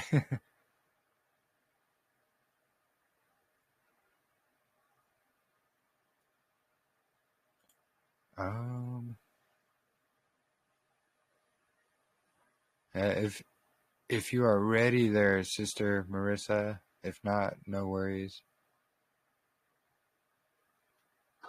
Almost. Got it.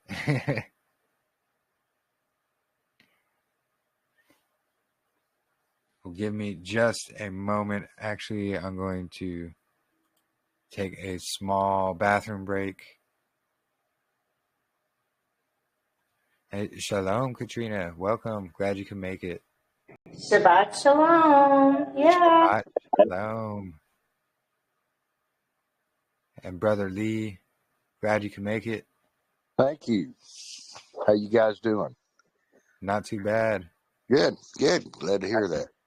I was actually bringing up how you tracked the equinox on March 19th last year. Yes. Glad you can make it. Yeah, thanks. And then who else has come in since? So we got Brother Michael. Shabbat shalom. Glad you can make it. Shabbat shalom, bro. And then we have, looks like Annie's Goods. Sister Annie. Shalom. Shabbat shalom. Glad you all can make it.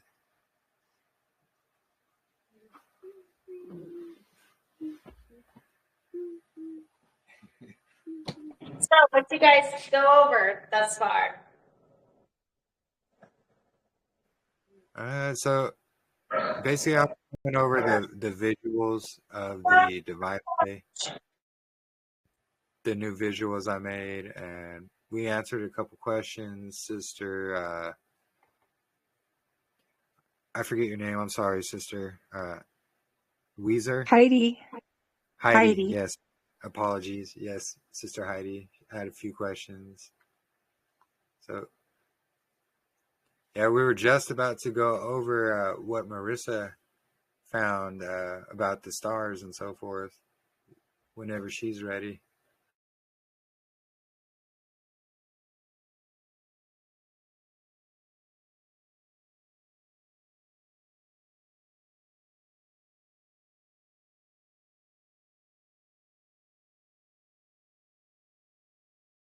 Yeah, I'm just taking a little bathroom break real quick.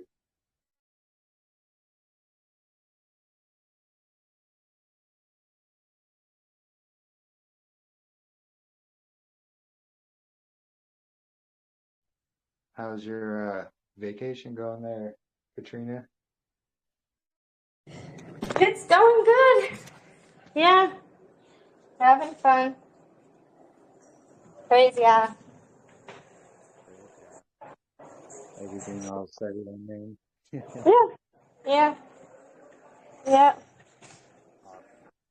Going good, yep. I'm gonna have to put you on mute though. Yeah, no worries. I'll be No worries. listening. I'll be listening as much as I could. Glad you can make it. Awesome.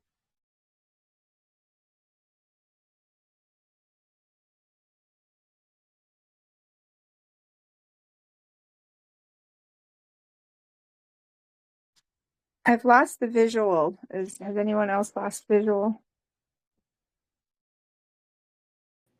Yeah. Sorry, repeat that? Oh, sorry. No, I stopped screen sharing for right now. I was waiting for Marissa to All be right, ready for. I'm ready. Oh, you ready? Yeah, I'm sorry. Just No was worries. feeding the babies and such. No worries. Let me just do that. So I shared these visuals in the chat just because I wanted to be on earlier, but since I didn't have the chance. So if you guys can look in the chat, I don't know if Jeremy's pulling it up, but Yeah, give me 1 second. so what I found interesting was when I looked up, this was a while ago, I looked up how long is a day. So like a tropical day is 24 hours, and however, I believe it's just 24 hours. And but a sidereal day, I don't know if that's the right way of saying it, but that's always how I pronounce it, sidereal. A sidereal day is 23 hours, 56 minutes, and 4 seconds long. So I thought that was interesting because it's not exactly 24 hours. So when you add up the 23 hours, 56 minutes, and 4 seconds by 365, you actually can divide that by 24 hours and come out to 364 days. So if a sidereal day was 24 hours, then we would have 364 days a year. So Wow. yeah, I found that to be kind of like a testament to the sidereal year. So we have 3 different when you're talking about the zodiac, you can look at the tropical year, the sidereal year, or the astronomical year. And unfortunately, that astronomical year, they add in that 13th constellation, if anybody's ever heard of that. So that's definitely not the one to go by. Yeah. The other inclination was when they say tropical year, so when they say the sun is in Aries, they're talking about the tropical year. But I fail to see what they mean by that when you're actually looking up at the sky. So I have a star app on my phone, but it's the same as when you look up at the sky. What you're actually going to see in the backdrop at the beginning of the year is the sun in Pisces. So whenever you hear that the sun's in Aries at the equinox, that's not what you're going to see when you look up at the sky. What you're going to see is the sun in Pisces. And that's because the sidereal year is the revolution of the celestial equator. So if you're looking at, say, even the moon, the constellation that's in the background behind it, that is the sidereal year. So if you ever do look into the stars, that's what you want to hone in on, this sidereal year. So those pictures that I gave, the first three were of the spring equinox, so March 20th of 2024. I also gave 2025 and 26 so that you guys can see the comparison. So in looking at this, the thought that I was researching on was, what did the ancients see when they looked up at the sky? They're sitting around a fire or whatever they're doing, and what are they trying to observe? What are their markers? We read in Enoch that the leaders of the heads of thousands, these are all stars. They're the star leaders. So what are the markers in the stars that they're looking at on these days? Now, on the day of the equinox, the sun is, quote unquote, in Pisces.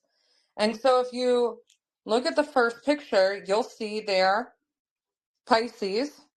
And I have the sun, and it's on this 0 hour line, which I thought was pretty interesting, which also coincides with one of the stars in Pisces. It's in a perfect line with it. So this is right before sunrise. You'll see it's 4:52 a.m. in 2024.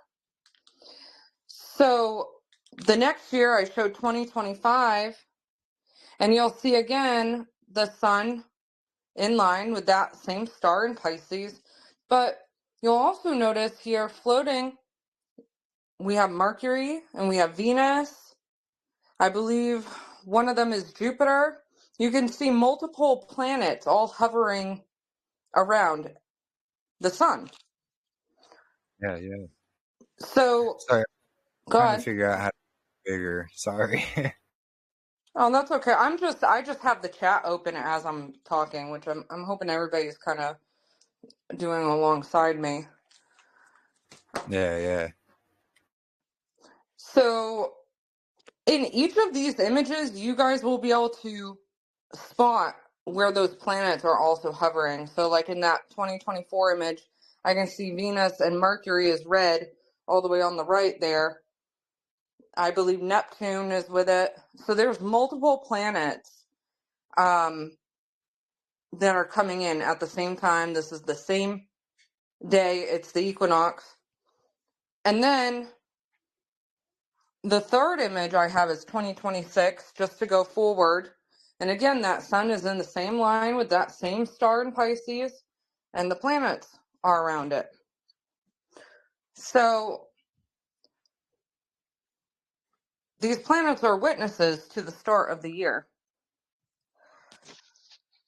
So moving from there, I was thinking, well, if the Mazzaroth, it's the wheel of stars above us in the heavens, then what are we going to see on the first day of the second month? So if you scroll down, you'll see April 19th. And I did the same years, 2024, 25, and 26. And so you can see Aries right at the head of Aries with the sun there. in 2024. But if you scroll to the right and you look at 2025, I've made an arrow from the sun, and it's in a straight line with those two stars in Aries. So this is just like my speculation as to like, what were they looking for? What do I notice when I look at the stars in comparison? That's just what I have observed myself in looking into this.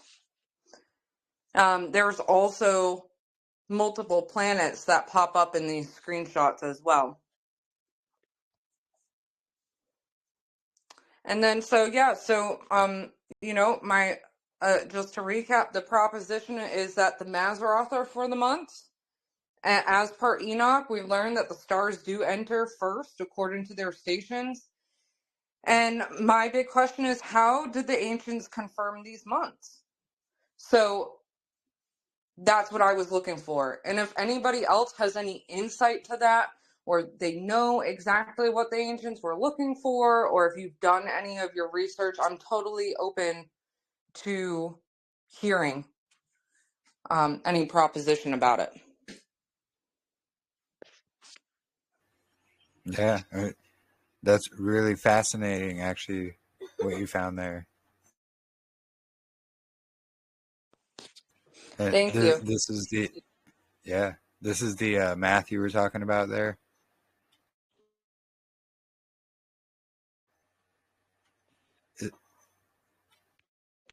Oh, yes, sir. Yep, that's the math.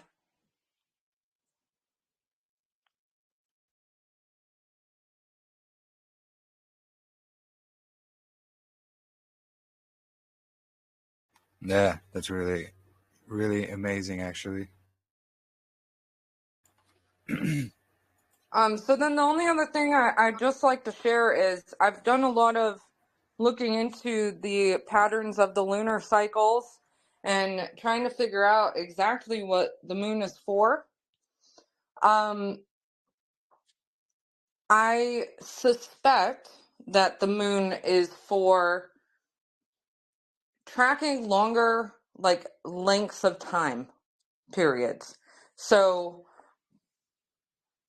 I don't know if it's like the sabbatical and the jubilee years, or if it's for the seasons every year, but like a longer period of time is what I'm suspecting. And one interesting thing that what I came across yesterday was that the moon has a cycle. It'll go like 6 years, then 5 years, then 6 years, then 5 years. So whenever we've heard about people that like talking about the priestly cycles and the Dead Sea Scrolls, and they're like, yeah, year 1 and year 4 are the same, year 2 and year 5 are the same, year 3 and year 6 are the same. Well, it's not always that way every cycle that we go through. It can't be every 6 years, and we can't intercalate only every 6 years, because we're going to end up being off. It needs to be like a 6 year and a 5 year, and a 6 year and a 5 year. And that's because of that quarter day. Yeah. So,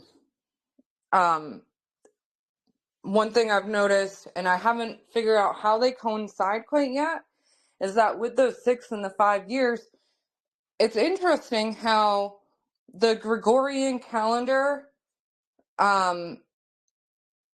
it jumps every 6 years or 5 years. So you'll see it do like Sunday, Monday, Wednesday, Thursday, Friday, Saturday, and so that's 6. And then it'll jump to the following week, and then it'll be Sunday, Monday, Tuesday, Wednesday, Friday, Saturday, and that's 6. And then some years it'll be 5, where there's only 5 days in the week, where there's 2 leap years within 1 week from like Sunday to Saturday. So then that starts making a 6-5 pattern as well. The only thing Interesting. I just haven't figured out how to like sync those two tables of data side by side, but it does the same 6-5 pattern like the moon will do. But I don't know if I've not gotten it right because it shouldn't be like Sunday to Saturday. Maybe it should be Monday to Sunday. I'm not sure. I'd have to like finagle with the data to see how I can get it to match how the moon like intercalates like that. Yeah. But that's all speculation, guys. I'm still researching the moon. Still haven't figured it out. But I'm fairly certain that the Mazzaroth are the months and not the moon. Yeah, I would agree. Because, there are the 12, Mazzaroth signs, one for each tribe. It would only have to line up with the 12 months, and that Yeah. what you found there is kind of, supporting that. Praise Yah. Truly amazing. Yeah, for sure. Praise Yah. Yeah, did you see Lee, what Lee said there in the chat? The sun is 5665. That would come out to 22. And so wouldn't it be like 56656? Are you able to hop on here, brother Lee? Yes.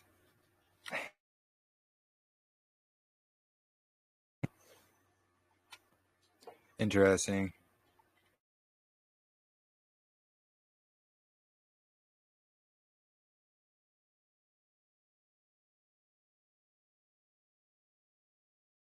Yeah, I find that really interesting, though, And then, Marissa doing all that moon work is also finding, these moon phases and such, they're not lining up properly or how they should. And, that's what led into a lot of studying out more, what is actually written in, the Mishmarot or the priestly cycles that are in the Dead Sea Scrolls. Yeah, it's just not, You know, it's not consistent. And I don't know if maybe it would have been if the solar year were 364. I don't know if that's like why it's thrown off like that, but the lunar year is definitely 354 every time. So, like in a yeah, year, it doesn't only fall 10 days behind, it's that 11.25 days. yeah, right. Which is verifying, basically that divider day and what Enoch's talking about of the excess of the sun and stars. Yeah, we were talking about that a couple of discussions ago, weren't we? How I think it was in I don't remember when it was. I believe we were talking about it on one of these discussions, though. I'm pretty sure. Well, it's interesting because if you like look at 1 year, say it was like 100% on a Wednesday on the equinox, 3 years from then, it would end up being on either the 17th or the 16th, depending if there was a leap year in there. But then 3 years after that, now you're another 3 or 4 days behind as well. So when do you intercalate? Like when would you add a week? And in the Dead Sea Scrolls, they give us 294 years of priestly cycles, and they don't ever skip a beat. It's not like after 6 years, then the names of the leaders of the years change, because they don't. So what would they do in that week? And that's not written anywhere in there. So that's just left me to come to the conclusion that, well, they didn't add a week. They didn't skip a beat. It was just 1 week to the next, and maybe that divider day right at the end of the year. If y'all notice Yeah. in the Dead Sea Scrolls, a lot of people say that they shift out on Shabbat. They do not. They shift out on that Sunday morning. They come in on the Sunday morning. It says it in the scroll. A lot of people say Shabbat. I noticed that today too. Yep. Everybody has said Shabbat, but no, they come in. They come in that Sunday morning and shift.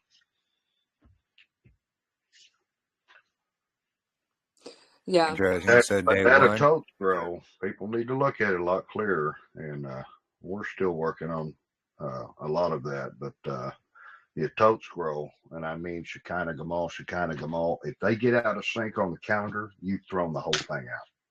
It's very important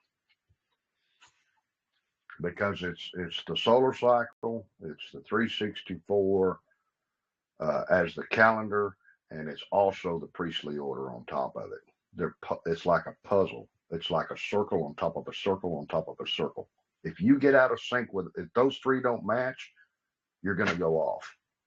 And a lot of people are going to go off come 25, and they're going to realize that they're keeping the first of the year still in the winter because the equinox hadn't happened. It happened last year too to some people that were just doing 364 count one, 364 count one. It happened to them. And then they realized they were off a week. Yeah. It did. And I try to warn them, because but they didn't listen. But that's okay. yeah, because that's the thing. Also, without having you just have 364 days only. Yep. It is you're just going to drift behind these markers That's right. each year, and this is why I truly believe and it's proving out what we're finding more in scriptures is there's just this divider day it's counted, and it's gonna keep everything lined up, and with the moon cycles and the moon phases and so forth that are in those pre-sea, especially in Giza Verms. Mm-hmm. It's I just would go with that. those. But what he's putting in there is he's adding these moon phases into what the text is saying. Sure. Those moon phases don't exactly exist in the text. Sure. Agree. And it's that word dukkha, and scholars even debate on the true meaning of the word dukkha. So basically what Giza Verms did is say, oh, well, we're going to just go with, it means this certain phase of the moon. Uh-huh. But what if it can have to do with something completely different, like not even phases of the moon, but something else that's going on? I've never figured out what. Yeah, because that's the hard part is because they don't. There's not an explanation that's found in the Dead Sea Scrolls, and if it was found, it's of course they're in the Rothschilds' possession, so. Of course, they're going to say, this is fragmented and that's missing and so forth. Sure. But is it really fragmented and missing? And do they have these pieces somewhere of the puzzle? They're just not, releasing it. Mm-hmm. It's just a speculation I have, Sure. It's possible. Yeah. They're hiding the keys to the kingdom. Oh, yeah. And like the end of that chapter in Enoch we were talking about. Yeah, chapter 82 of Enoch. So it's just going through the spring and the summer of the year, and then it ends right after summer. Like there's no fall and then winter that he's describing in Enoch chapter 82. It just kind of abruptly ends right there after summer. And it's like, well, wait, where's the rest of the year? Mm-hmm. Well, there's just so much interesting thing. We're waiting on. We planted some barley this winter, and if you don't do it on the right day, on the 91st day or 90, you'll have 91 days up until your harvest. So we've done it. 3 of us have done it, and we're going to see if the barley is green in the ear. So we're waiting to see that happen on the 1st of Aviv. We'll see. Awesome, yeah. They planted in the winter on a certain time, and if you get that off, your barley's not going to be in Aviv. If you don't do it according to how you said to plant it, it's not going to work. So we're testing that, and we'll see. We'll see what happens. Yeah, test everything. That's right. 100%. That's right.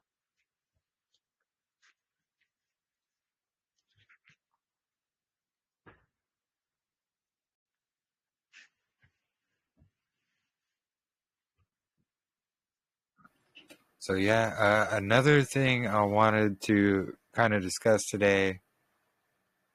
So we've talked about the rivers of Eden and God theory about it, basically, which I would agree with. I wanted to kind of show a little bit of a video of his that'll kind of explain it in more detail. And it will also go along with, what we were discussing last week with about Hyperborea. Something I forgot to point out about that as well is in Enoch, he's talking about, I think it's 77, where he's talking about, the 4 rivers that are in the north, basically describing Hyperborea as well. I just thought it was fascinating, but I wanted to kind of show God Culture's a little bit of his video, not the whole thing, but just to kind of explain what we were talking about these rivers of Eden that we've been discussing, I think, since the first discussion we've had.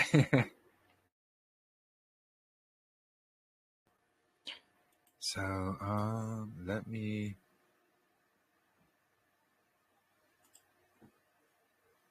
And then there's another really short video I wanted to play as well, if we have enough time. But it goes into more about Rome and the beasts and a lot of the things we've also been talking about in these discussions, having to do with these ancient historical buildings that were given false narratives to.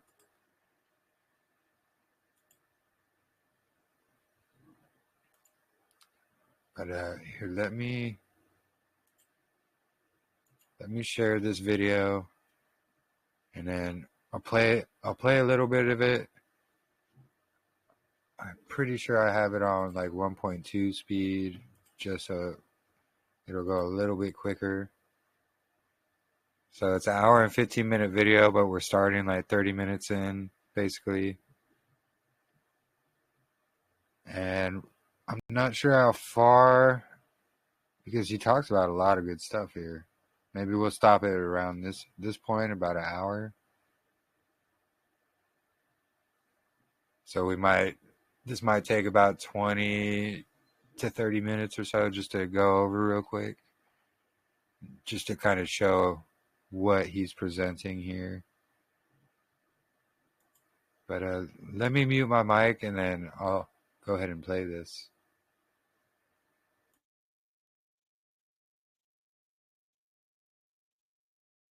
Is saying before the flood, only 15% essentially of the earth, 1/7, was covered with water.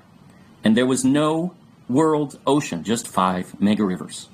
After the flood, the new world ocean forms, and now 70% of the earth is covered with water, 4.5 times as much water. Where did all that water come from? Well, read the narrative. It comes from inside the earth and from the windows of heaven opening above. This is the dynamic pretty much every other theory out there ignores, because that amount of water has covered over the rivers from Eden, the entire system. Now, we've been saying this for 2 years now, and we'll prove it. The windows of heaven opening above. This is the dynamic pretty much every other theory out there ignores, because that amount of water has covered over the rivers from Eden, the entire system. Now, we've been saying this for 2 years now, and we'll prove it further in this video. And knowing that water flows downhill, where exactly would that pre-flood water gather? Well, into the deepest trenches and mid-ocean ridge, of course. But we'll show you, and it will become clear in a very short time here. That's the same today, by the way, as 97% of all the water on Earth migrates to the ocean. Some will think, wait a minute, the Bible says in the creation account that there are seas. So that means that it must have been an ocean, right? Wrong. Let's look at it. It is true the word seas appears in the creation narrative, indeed, several times. However, do you know the biblical meaning, especially in pre-flood times, of the words seas or sea? Well, it actually doesn't discriminate so. It really just means a body of water, a large one, but nevertheless a body of water. Sure, the Hebrew word yam means seas. However, it also means mighty river, such as the Nile, even after the flood, for that matter. It names the Salt Sea, now known as the Dead Sea, but that's not a sea. It's a lake. It's a salt lake. The word ocean is actually not in the Bible. However, there is no need for it to discriminate. The word really just means a large body of water, and no one can really say otherwise. Again, with only 15% water before the flood on Earth. When Genesis tells us there were 5 mega rivers, and that is the only detail it provides regarding the ancient water system, it is telling us those are the ancient, largest bodies of water. Thus, they're noted that way. Some look at them as just a Garden of Eden context, and that is ridiculous when you look at it, because it never says that the rivers are only within the Garden of Eden. It only says that they travel to, eventually, they water the garden, which is their purpose. That's it. It never once says that the Garden of Eden is between the Tigris and the Euphrates. That's nowhere in Scripture. That is a made-up false paradigm that actually doesn't fit anything, because it's completely inaccurate. Now, if not, it would say so. And yet, it does not. So can we locate these rivers? We believe so with great confidence. Why? Because they match what we have found so far and every description in the Bible, unlike any other theory out there. And that is the standard, or at least it should be. See, we now have mapped the ocean floor since about the 1970s or so. National Geographic especially released maps, and those are the maps we use, and have now fully identified that there is this giant, wait a minute, ridge? No, not in honest science terms. I know mountain range, right? No. There certainly are mountains surrounding it, on the sides of it, but you do not define the deepest places on all of Earth, 8 miles or so deep and 7 or so miles wide, by the little mountains that line its side, when it's deeper than Mount Everest is tall. Nor do you call it a ridge scientifically. When there is water in it, and there is and always has been, it flows downhill, and it is one continuous 65,000 kilometer or 40,000 mile long river. That is a river. And yes, the depths go progressively deeper, starting at the North Pole, heading down between the Americas and Europe and Africa, and then under Asia and Australia, wrapping all the way around to the coast of Mexico and California, basically, just below California. That is an ancient river. And we'll show you it still functions even. It is the river from Eden. There it is, right there. You have now found it. Here's a simpler, cleaner view than our previous video. We just drew out the location of the mid-ocean ridge as the river from Eden, And there was a river that went out of Eden to water the garden. And you'll see that's right where this river ends. Not yet, but when we map the other rivers, you'll find it so. And from then it was parted and became 4 heads. 1, 2, 3, 4. What are these? We'll show you. Oceanic trench systems that start right there at those points, which we'll explain further. But wait a minute. All 5 rivers. Imagine that. Let's define this further. Now we covered this. The name of the first is Pisan. That is it, which encompasseth the whole land of Havilah. It has to encompass the whole land in order to fit Scripture, by the way, and the other theories do not. Where there is gold, and the gold of that land is good, there's bdellium and the onyx stone. Those 3 resources have to be very prevalent in this land, and it's very hard to say it's any other land other than the Philippines at this point. And look, there's a trench system that begins where the mid-ocean ridge, or really the river from Eden, ends. We'll show you the ocean floor, and you'll see for yourself. And it travels up the coast of the U.S. to Alaska, over to Russia, down to Japan, and down to Taiwan, where it splits and surrounds, what's that? The whole land of Havilah, Philippines, where there is gold, pearl, and the onyx stone, number 1 in all 3 on all of earth, in all of history. You mean it perfectly matches the Bible? Yep. And no other theory comes even close, but we have more to review. Here's a close-up of the Philippines on the ocean floor. Look at the massive trenches, the very deepest on Earth, in fact. Why? They are at the end of the Eden River system. But wait, I thought this was the first river. Isn't it listed as the first river? Well, in Hebrew, one would read from right to left, or east to west. So the first would begin in the east as far as counting goes. So it actually does make sense. However, this is the very end of the entire system. And the Garden of Eden is right here as well. Now we'll deal with that a little in this video. And then we have 6 videos which locate the Garden of Eden in detail in part 12 of Solomon's Gold series. And notice the land of creation, the Philippines, which appears on a map in the shape of a child, appears to be exiting a womb of a woman, even geographically speaking, which is rather odd. It could be a coincidence, but certainly an interesting note. No, that is not our case, skeptics, so don't attempt to say so. Just a side note, which you cannot actually debate. Let's find the other rivers. So here's the ocean floor demonstrating the Pisan River, these ancient trenches, which, yes, some have been filled in according to science, and which here are 2 references in the bottom right, are all the remnants of an ancient river which flowed downhill. In fact, the deepest trenches on Earth are found here, and the very deepest, the Philippine Trench, even Marianas Trench, the very deepest.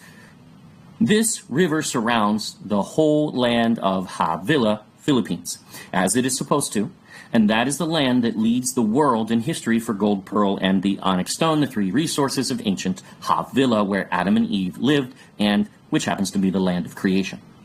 Now, Genesis comes to life thousands of years later, preserving this exact location all of these years in such a brilliant sense that no man has been able to erase it.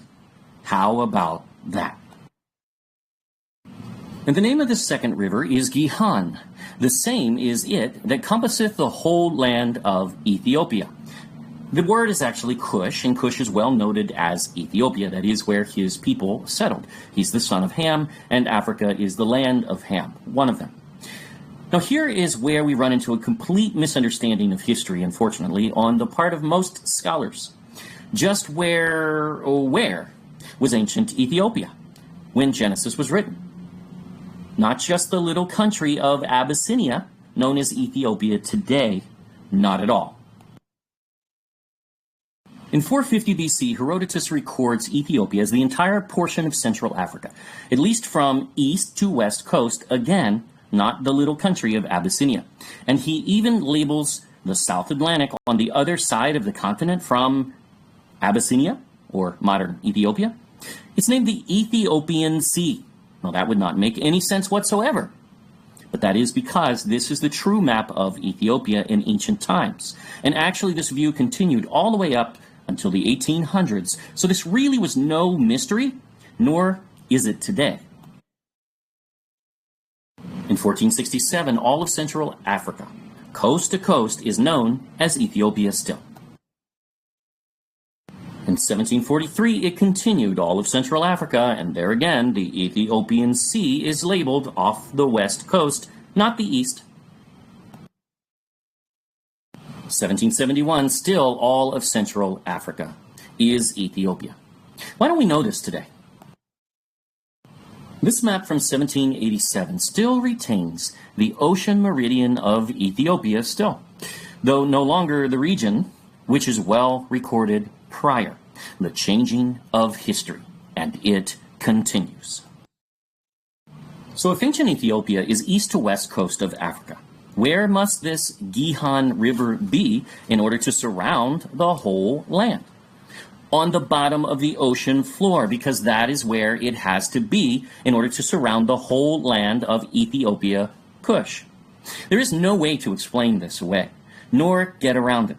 The Gihon is the trench system which surrounds the whole land of Ethiopia, or the continent of Africa. And here it is. There we go. Trenches all the way around the continent of Africa, once connected and perfectly fitting the exact biblical description of the Gihon River. Now this ridge does connect to the one going around Africa.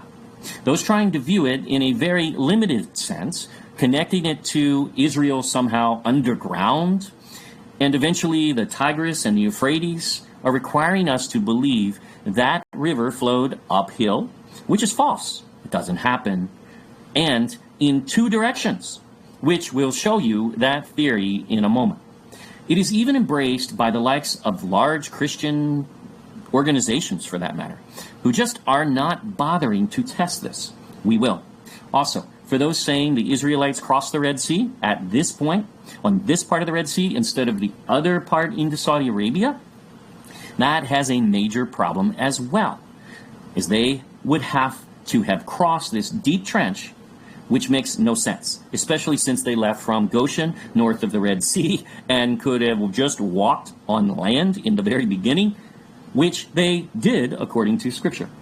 And we really need to think these things through, and much of the scholarly community just buys into false narratives like this, especially regarding ancient geography.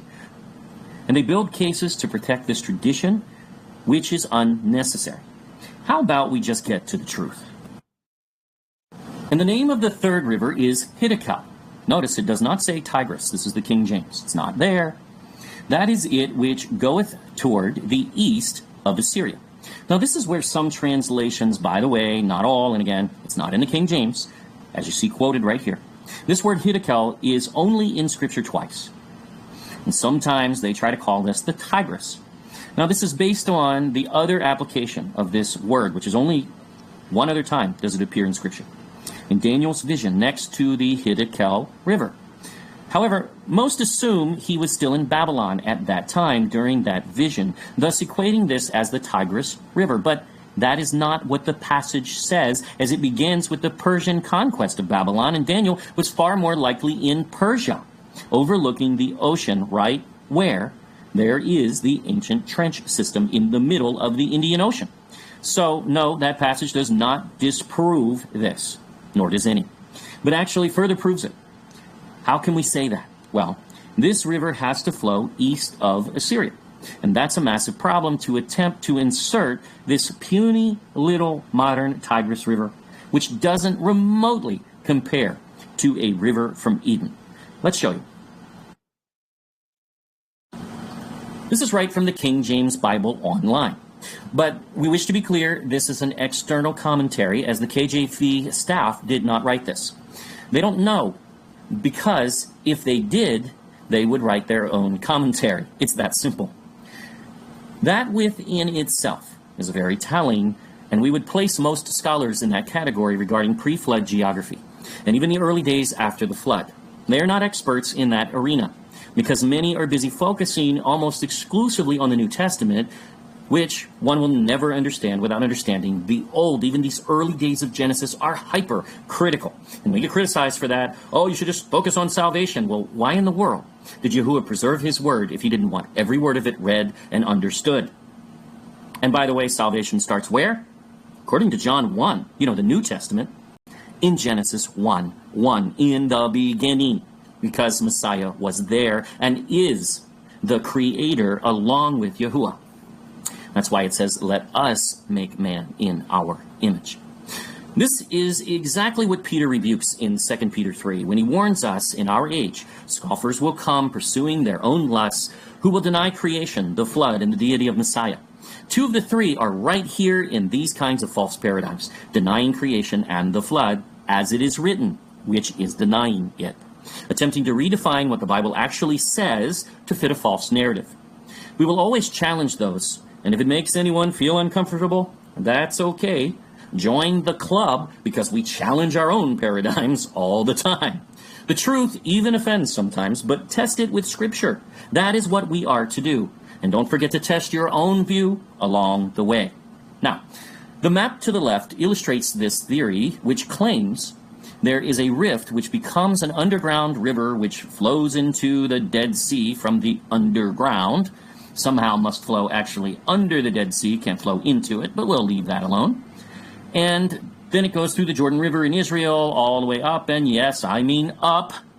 Yes, the river would have to flow uphill, because it would have to, in order to get to the mountains, in order to be the source of the Tigris and Euphrates, which doesn't exist. Talk about stretching. This river is fiction. No wonder scientists laugh at the Christian community because we spend too much time defending bad theories like this. Notice there is the Tigris and Euphrates to the very north, both originating from what? An ancient river? No. Their origin is snowmelt and rainfall, not a source river. Oops. And at the bottom, running into Africa, and backwards, and even uphill, nice, is the Gihon, supposedly with the Pison just trailing off also uphill and backwards into the Indian Ocean. Great job. What a theory. It fits, well, no science whatsoever. So why do we even listen to this kind of stuff? We have to test it. What they're picking up on is the Gihon River, which surrounds the whole land of Ethiopia, Africa, Kush. But this is not a theory, nor in any way scientific, and certainly not Bible. That source river has to flow in two directions. They attempt to justify this with an obscure reference about the Ohio River, that at some point it does actually flow in two different directions. No, not like this. That's a totally different narrative and really a false one. But what they ignore is it would have to flow uphill, and the Ohio River does not. In at least 3 areas, not just 1, 3. And backwards in at least 2 directions. That's not a theory. It is a completely unvetted thought. Nothing wrong with thinking in those directions. But don't release it as a theory. And on the King James Bible, when you have no support whatsoever. Yet that's all the King James offers on this topic for the most part, which simply means they don't know. And that's okay. It's fine that they don't know. Let's not criticize them for that, but to not even bother to test a theory like this and publish it, well, that's not scholarship. Sorry, it's laziness. They need to do a better job, and we should hold them to a much higher standard.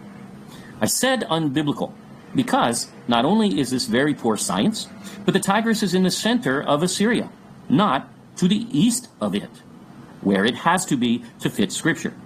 The Gihon flows in the wrong direction and does not surround the whole land of Ethiopia, which again is the entire continent of Africa, not little old Abyssinia, which it's showing it running into, but not surrounding, nor does a river there surround even that land. It does not fit, throw it out. The Pison does not surround the whole land of Havilah either. And though there was an Havilah from Ham in Africa, whom that portion of Saudi Arabia was named for, he was out of his territory, and the Havilah from Joktan and Shem never lived anywhere near Saudi Arabia, even according to Josephus, but lived in Iran and migrated to the Far East from there after the Tower of Babel, where the actual Pisan River is located. Yes, we prove that out in our Solomon's Gold series in great detail. No source river exists in this location, and this theory is incoherent and not a theory at all. Back to ours, which actually fits scripture, science, and geography. Again, in the Indian Ocean, where we drew out the trenches on our map, here they are. Finally, the fourth river is Euphrates. Now that's a KJV rendering of the Hebrew word parat or parath. Now, no doubt the modern Euphrates bears such name, but it is not the ancient river from Eden in Genesis 2. It cannot be, as it would have to fit the narrative, and it does not. It has no source river, and good luck finding one on top of that mountain range, which no one will ever prove, because its origin is rainfall and snowmelt, basically. For those attempting to claim the river from Eden flows from the Persian Gulf into the Euphrates, Tigris and two other rivers that do not fit the Gihon nor Pisan, that theory requires all of those rivers to flow uphill and backwards, because they flow into the Persian Gulf, all of them. None of them flow the other way, and that is their orientation. To say that before the flood they flowed completely backwards would require a miracle of epic proportion, and there's absolutely no reason for Yahuwah to bother with such. That is nonsense. These aren't theories. Nothing else is said about this river, the Parat or Parath, though, and we find it as the fourth point and final, where the mid-ocean ridge, the river from Eden, intersects with yet another oceanic trench system. Imagine that. All of these rivers fit the biblical description, and you will not find another theory out there which does. If you do, please send it to us, because we have exhausted this and have yet to find anything coherent out there on this topic. Here are those trenches following the pattern we traced out on our map. All ties. And the mid-ocean ridge has an average depth of 1.5 miles, while the trenches have an average depth, even deeper, at 2 to 2.5 miles, thus flowing downhill in ancient times. And so do the oceans, as the Arctic is the most shallow, which flows into the Atlantic, that is deeper, and then the Indian, which is deeper, and the rest downhill to the deepest in the Pacific Ocean, where the river ends and it waters the Garden of Eden there, just as Scripture says it should. But what many miss is the role these rivers played, not just in the pre-flood system, but during the flood itself, as this is one of the two sources of the flood itself. The first cause of the flood was all the fountains of the great deep were broken up. Then the waters from heaven opened. Now water volcanoes of sort exploded into space, resulting in mega tsunamis, which went smashing into the ancient mountains, carving out what we call the continental shelves, and mountains were carved in all kinds of ways. This is why you see the similarity in the way South America and Africa are carved, for instance. No, they don't move, as Moses and David were clear. The foundations which the mountains are most certainly affixed are immovable and lasting and ancient. But they were carved into, and we see that scarring all over the earth, just as we witnessed in the eruption of Mount St. Helens, a minor catastrophe on the scale in comparison to the flood, which carved out the Little Grand Canyon in just days. Imagine how much worse the flood was. And yeah, we can see evidence in the Grand Canyon. There's no Pangea or Pangaea theory. That's a religion. It's from the religion of the Watchers, even heralding the satyr god Pan and his human Nephilim breeder called Gaia, or Mother Earth, not because she was in tune with nature, but because she mothered some of the Nephilim. No, thank you. Notice instead the very obvious fact that the carvings into the continents perfectly fits the exact shape of the river from Eden, the mid-ocean ridge. That's no coincidence. It's obvious. The mega tsunamis hit with the same force in both directions and ended up carving out the continents to match the very shape of the origin of those tsunamis, the mid-ocean ridge. Now, a 5-year-old could figure out these continents do not fit together. Go ahead and try to piece them together. not just at one scene, but all of them. And you'd find out you'll have a lot of extra pieces left over. Yet they call that a theory, but it fails the test of a 5-year-old. Now that's just simple fraud.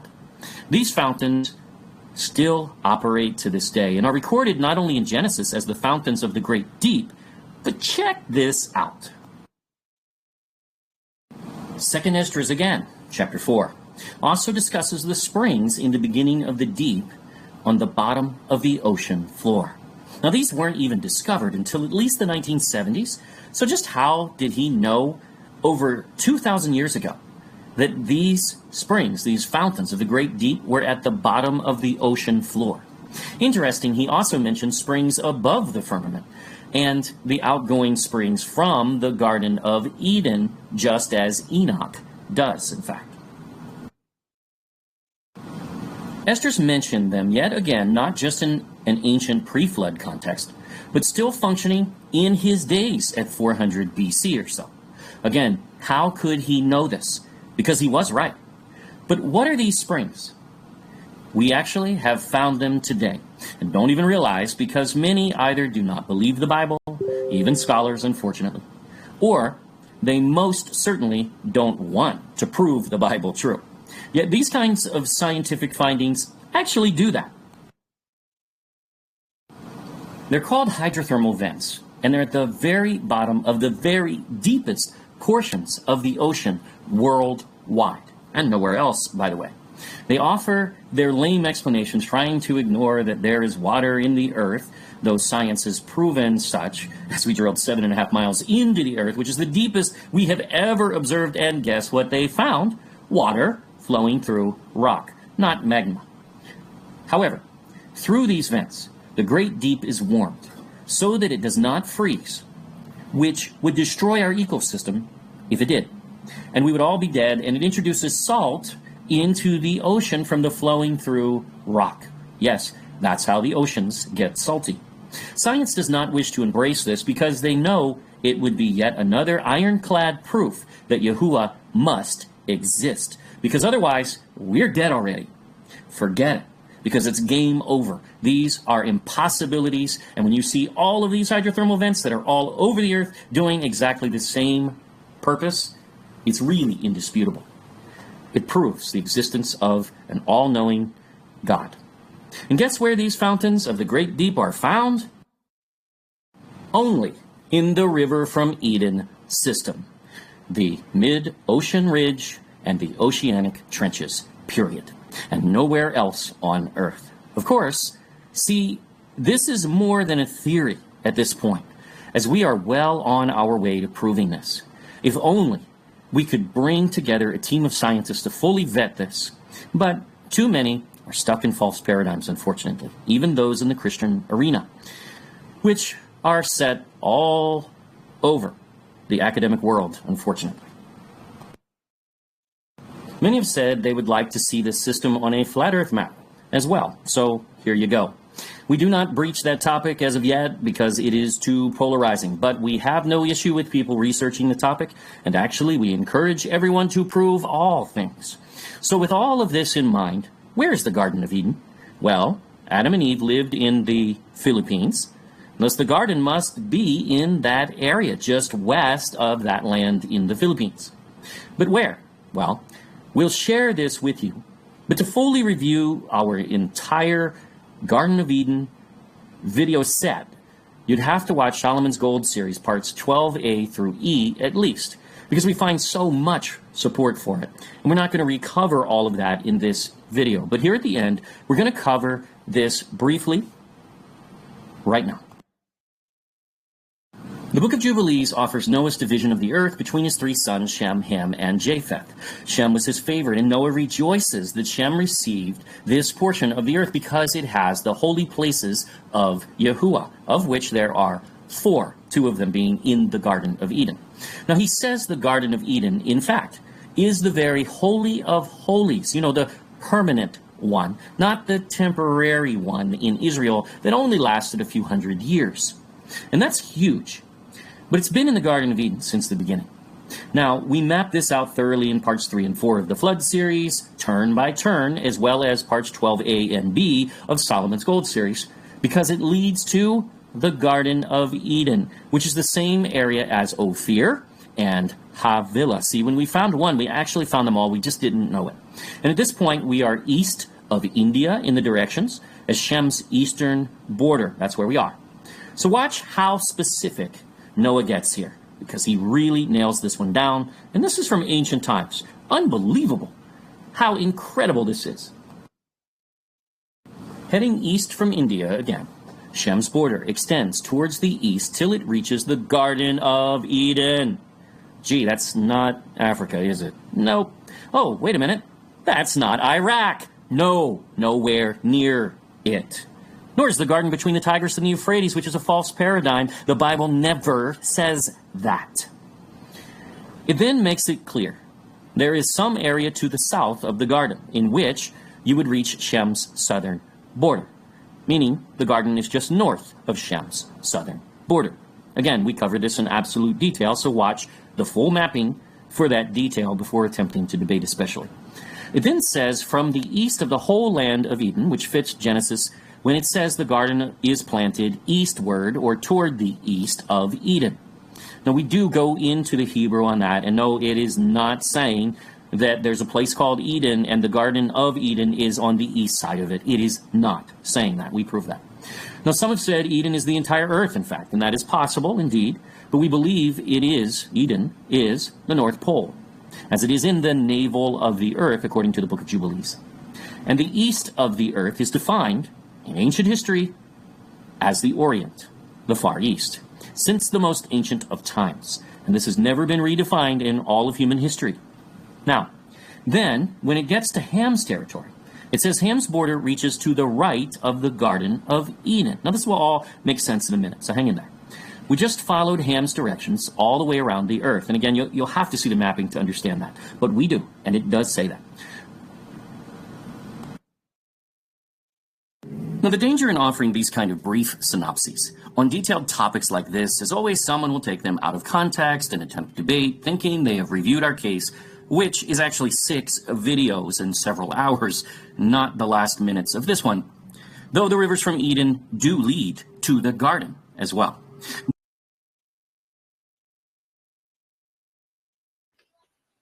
All right, so yeah, just wanted to show a little bit of that.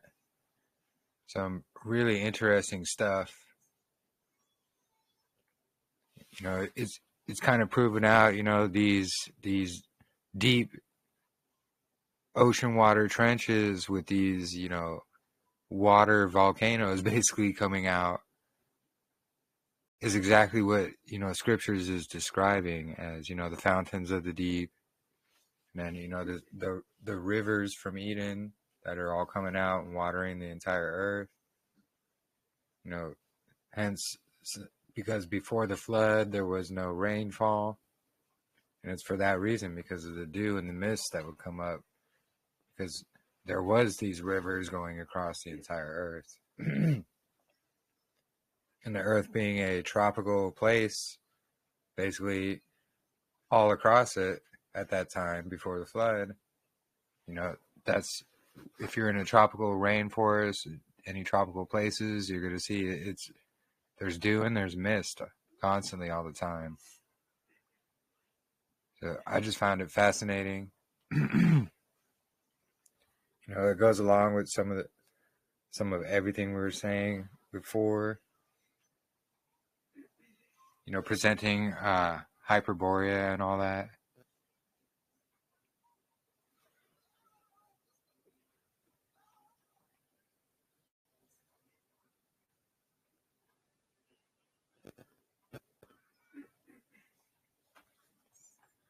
Does anybody have questions or anything?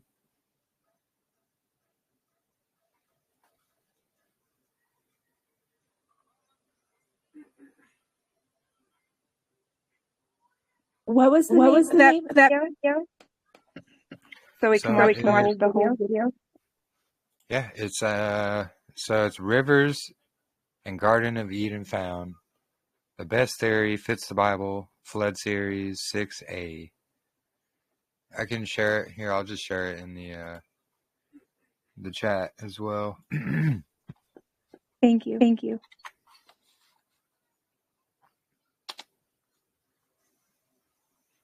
So there it is in the chat. And there's another video I was kind of wanting to show. Excuse me.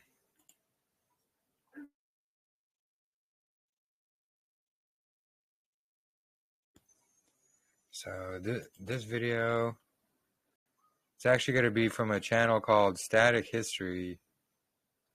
This is going to go more along with, our discussion from a couple weeks ago when we were talking about Rome and Rome being the beast of Revelation and so forth.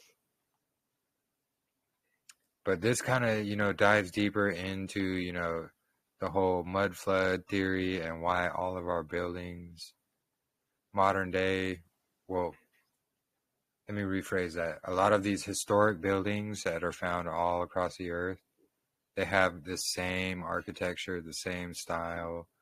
They have all these columns and pillars and arches. They're all built in the same exact way. But this video, it just goes more into detail about, some possibilities that could have happened with Rome and their fall, and what it has to do also with, us possibly being in the time of Satan's little season, which, it's definitely possible.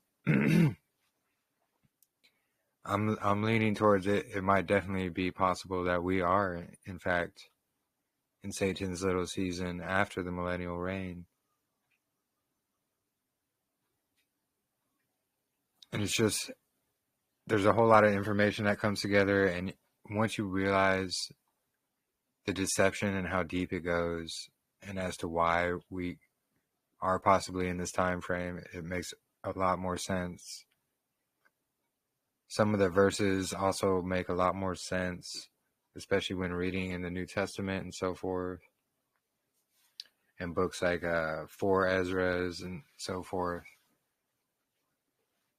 There's a lot. We've made a lot of connections in the past, but it's a strong possibility we can be in the Satan season of deception, which means the next stop would be Judgment Day. And depending on if we've done our good works according to YAHUAH and we followed him and his commands, that's where we're either going to be resurrected into eternal life with the rest of everybody else, or we'll be tossed in the lake of fire.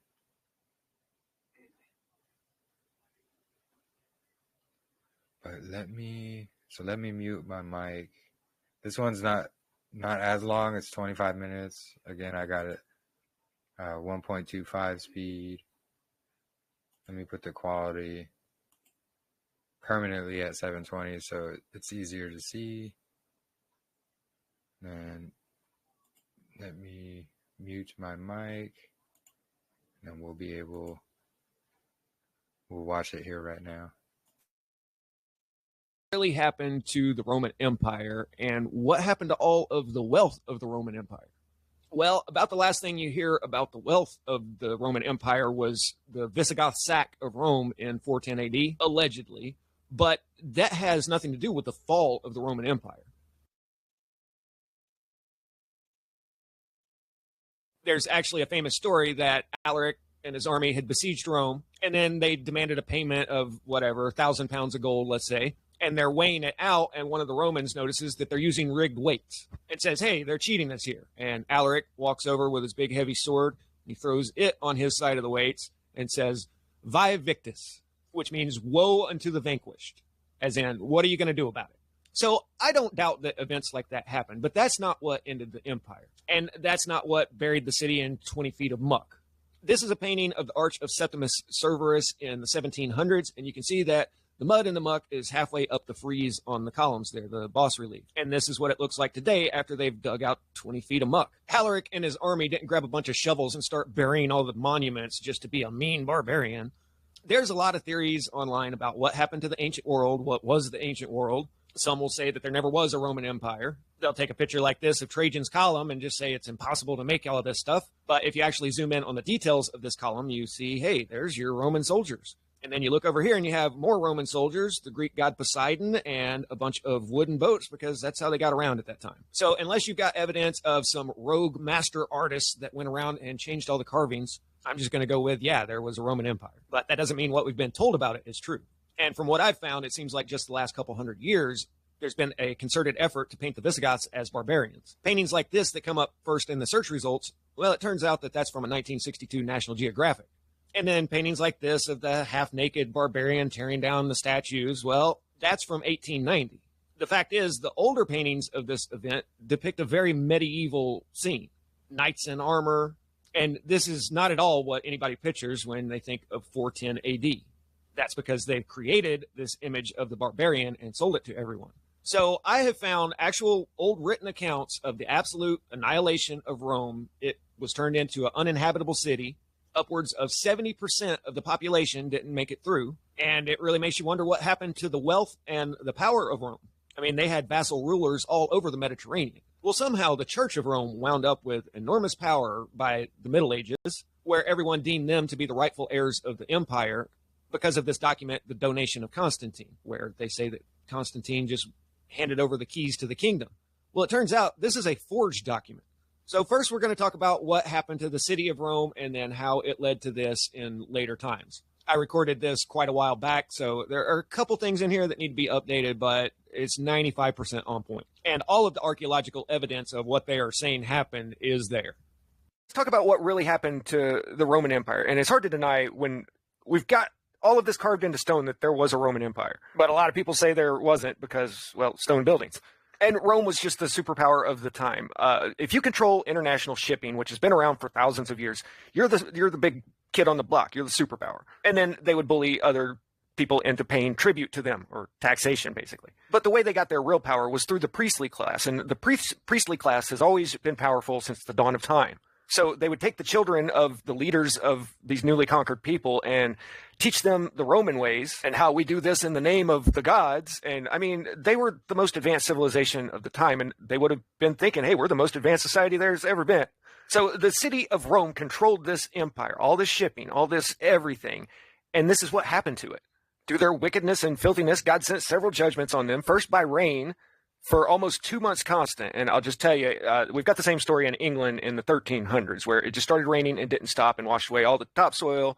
Here it says it floods all the rivers and lakes in Italy. The Tiber River overflowed, and everybody thought it was a second deluge, as in the biblical deluge flood, and especially in Rome. In some places, it swelled so high it reached to, and in others, overflowed the high city walls. Now, these are walls from, they say, the beginning of Rome, like 200 BC. So we're talking 40, 50, 60 feet of water here. If this happened to any major city today, it would be devastating, to say the least. Well, it'd be a shame if the Potomac overflowed by 50, 60 feet, huh? God, you can send all your judgment right there. We're behind you. But it was the same corrupt families back in this time. But the whole city got massively flooded. Mud and slime all over the fields, so they couldn't sow seeds, they couldn't grow food, hence a general famine. The flood not only demolished many stately buildings and ancient monuments, but got into the church granaries. That's a key point there, the church granaries, not the government granaries, the empire's granaries. But the water carried away thousands of measures of wheat. Then the river carried down great multitudes of serpents. So now the city is just putrid. I mean, all of the water's contaminated, and it would appear it stayed contaminated for hundreds of years in Europe because everybody through the 16th through 19th centuries were complete alcoholics, no joke. They only drank alcohol. Nobody drank the water in Europe for hundreds of years, not till they came to America. But if you look at the ancient Roman culture, they had baths all over the place. So they had aqueducts, they had running water, clean water, and sewage that carried everything out of the cities. So along with those stately buildings and everything else they just mentioned, all the aqueducts were knocked out. So the cities didn't have clean water anymore. We're literally talking about a SHTF of the highest order here. If you did happen to survive, you'd have, casks of wine and beer and stuff like that around, and hopefully some unbroken amphorae of food. but you're in a just completely contaminated area. You would have to leave that area and go for higher ground. So then a plague engulfs all over Italy, Spain, France, all of Europe, where 2/3 of the people were unlifed. I mean, 2 out of 3 gone. So this is what Rome still looked like in the time of the Renaissance, the 1500s and 1600s, which was really only a couple hundred years after all of this happened. They tried to move their capital to Constantinople, and then they lost it to the Ottomans, who became the new world superpower all the way up until World War I. But they don't like to talk about that at all. So this is the Arch of Septimi's Servus, I believe, and you can see that it's buried halfway up the plinth. Now, this is that exact same arch today. You can see that it was buried in 12 to 15 feet of muck, halfway up to that arch, 2/3 of the way up to the arch on the right. Now, everybody just always gets hung up on the buildings, and let's talk about the people in the city. Now, this seemed to happen all over Europe, but let's just talk about the city of Rome itself. Now, nobody saw this coming. This just happened all of a sudden. So you were in a civilization, an empire that had been a superpower for a couple hundred years, heavy on the corruption side. A lot like today. You had the ultra-rich kids of town that hung out with the celebs from the theater. I mean, it's no different than today. The rich kids get to live by the beach on the beautiful Mediterranean and eat great food and go to the theater. And they got that way because, mommy and daddy and grandma and grandpa own shipping lines and a couple vineyards, some olive orchards. And you've got the whole art scene, and society has been society for thousands of years, guys. So it's no different than it was today. It's just we got cooler toys. But in order for a city like this to operate, then you have a huge working class that makes everything run. You got people that take out the trash and the ashes from the fireplaces, construction workers, chariot drivers, wagon haulers that haul all the produce for the restaurant. I mean, all of the same things that make a city work today make a city work back then. And so, of course, then at the top you have the ruling class aristocracy. And that's a 2-part system because you got to stay right with the gods. If you don't have the gods' permission, then you're not going to do anything in this world. That goes all the way back to ancient Delphi, where some chick was breathing fumes from a volcano, but the priests, they understood what she meant. So if you wanted to go to war, you had to have the permission of the priests. And the priests have gotten 10% out of the public for a really long time. So they're more powerful than most governments. So all of this is going on, and then it just starts raining. And it doesn't stop raining. And you watch the streets on your house start filling up. And you say, I'm going to go to my friend's house up on the hill. You go up to your friend's house on the hill, and it keeps coming. And then you wind up at the top of the hill, and the water keeps coming, and most people were washed away. Okay, I'm dramatizing a little bit here, but I mean, seriously, just put yourself in that situation. Most likely, not that many people were just swept away because water is slow moving, but you could underestimate it and work yourself up a hill that you can't get off. It's the after effects of what happens there, because this just washed every creepy crawly thing that lives out in the fields up above down into the city, and everything's contaminated now. So let's give this place a year or so to dry out and decontaminate some. Also, there's other accounts in this book of tsunamis and a lot of ships getting wiped out, and it was just exactly like today. I think Egypt would have been the breadbasket at that time. They shipped food all over the place. They didn't just grow right outside the city. International trade goes all the way back to Hammurabi and Nebuchadnezzar and the ancient Sumerians 3,000 years ago. So people that did have power and things, that owned large farms and shipping lines and things like that, they had to do some major reconnoitering, whichever one of them survived, and get shipping lines, get everything working again. And apparently this seemed to take until the Renaissance of the 1500s, which is why I say that all of this happened around the 1300s. These were people in command of armies that were out and about in outer territories that would have had no command structure afterwards. I mean, the world had to have just fallen into absolute chaos after this. Now, here's what official history tells you happened back in 300 AD. There was Constantine, and he converted all of the Roman Empire to Christianity, and they quietly leave this part out nowadays. But what they used to think was that Constantine had donated all the power of Rome to the Church of Rome, the Catholics. This painting is known as the Donation of Constantine. You can see him kneeling down before the Holy Father with his hand on his heart, saying, "Here, take control of this whole empire for me." And the Pope had this royal decree that he was now in charge of the whole Roman Empire, which became the Holy Roman Empire 1,000 years later. But there's one problem. See, the Holy Father and his bishops forged the whole thing. But nobody knew this from the 15th through 17th centuries when the church ruled over all of Europe. And that's not all they got caught forging. The false decretals, there's more than just these, but these are just the ones I remember how to find. But this forgery seems to be the only proof we have of all of these popes, because it's a list of 60 apocryphal letters from St. Clement, 1897, to Mel in 314, and then more from 314 to 731. So that's 800 years worth of letters right there, and popes. And it's all a forgery. There was a big schism in the church. It's actually called the Great Schism. And 3 or 4 different popes for many years, like 40 years, there was a pope in Avignon, a pope in Rome, and nobody could agree who really had the power. So the cages where they hung their rivals outside on a tower are still up on St. Lambert's Church. The Habsburg family, who were emperors of the Holy Roman Empire for a couple hundred years, invented the character of Charlemagne and put him back at the fictitious 800 AD so that their bloodline would go back hundreds of years and they would be the undisputed rulers of the Holy Roman Empire. And of course, who has the power to crown a mere mortal king? Well, the Holy Father. Sarcasm doesn't always come through well on here. I wouldn't want to spend 5 minutes with any of these guys. And these are the white popes. It's the black pope that runs everything. And I'm not going to give a detailed explanation for that right now. Either you know or you don't. But the superior general of the Jesuits is who everybody answers to. And if you've never read this, I'm serious. Pause and read this. You'll be blown away. Pause and read this. I can't go into it. So yeah, those guys have literally waged war with Protestant nations for about 400 years now, nonstop. They've infiltrated and subverted all of academia, bought out politicians, kings and queens. I mean, they had the wealth of the Roman Empire and have used it to conquer the world in the name of God. And there is a reason that there are like 5,000 different Protestant versions of Christianity and then one Roman Catholic Church. It's because they literally traumatized and trained children, brainwashing technique, MK Ultra, from the time they were growing up into being these little warriors. And I'm not making any of this up. You guys that know what I'm talking about know what I'm talking about, all the way back to Loyola. But they would literally send them out into other Christian organizations to divide them. I mean, it's the same divide and conquer technique that we see all across our society today. So all of those dots, and you can't really make out the individual dots in Europe, those are all white dots there, are Jesuit colleges back in the 16th and 17th centuries. They literally invented and used academia as controlled opposition.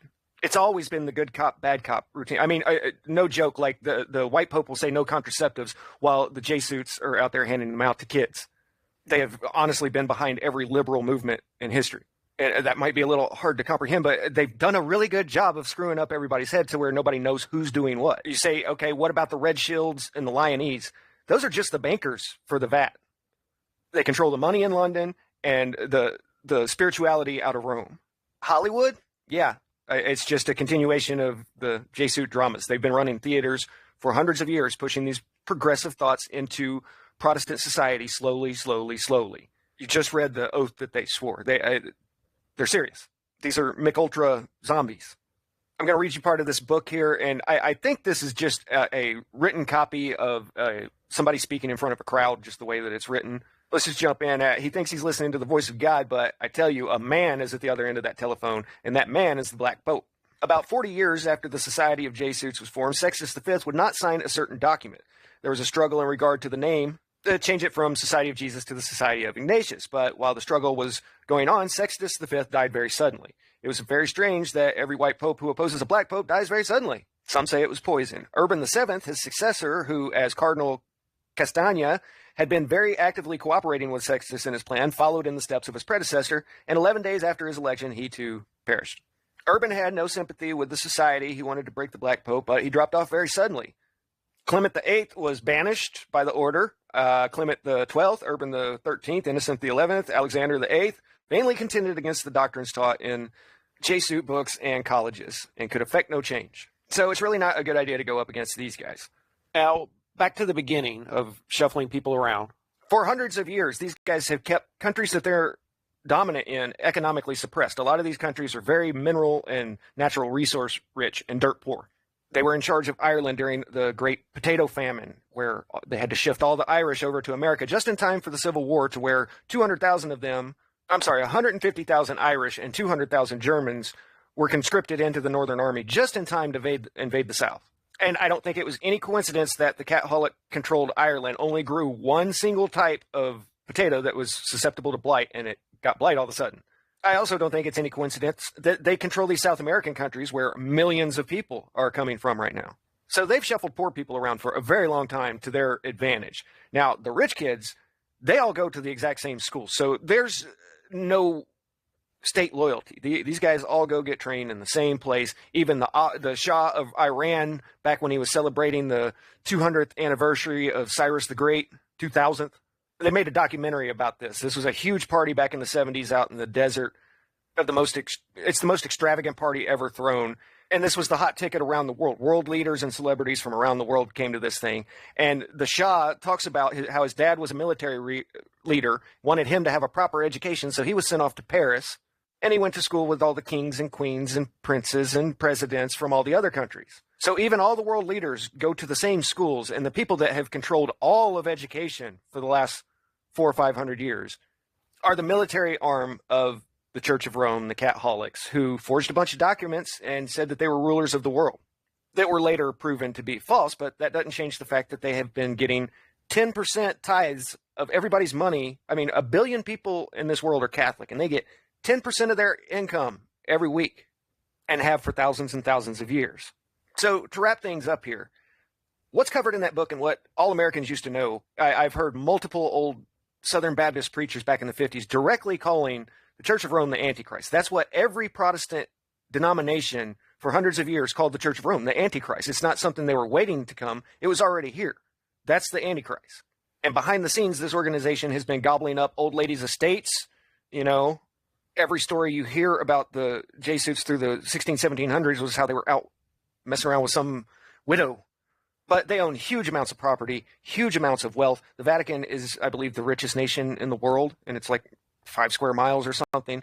But all these governments do answer to the Pope. Protestant America used to know this. JFK was the first Catholic elected president, and he must have evidently not want to go along with the plan, and then Lyndon B. Johnson took over.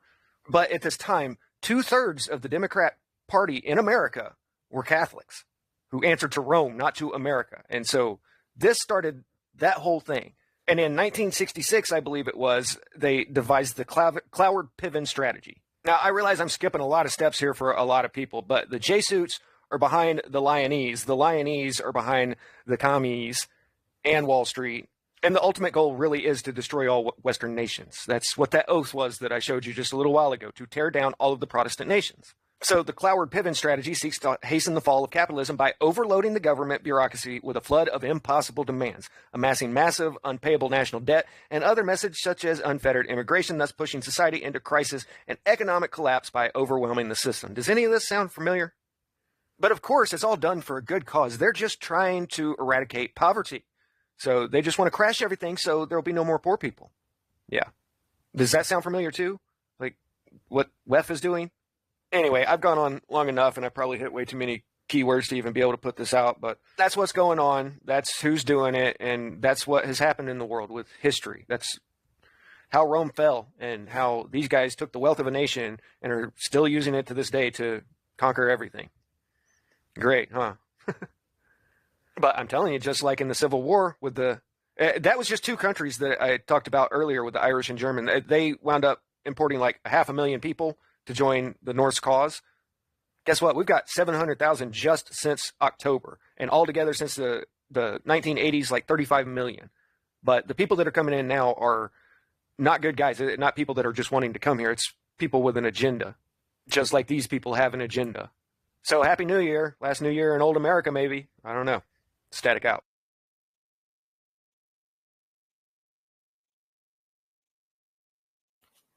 Yes, as we can see, some pretty interesting stuff.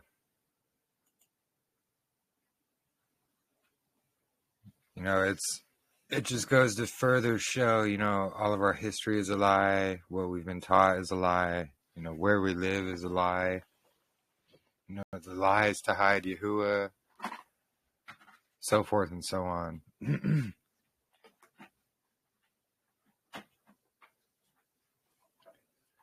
Does anybody have any questions about anything we've discussed today? Or anything they'd like to add or bring up?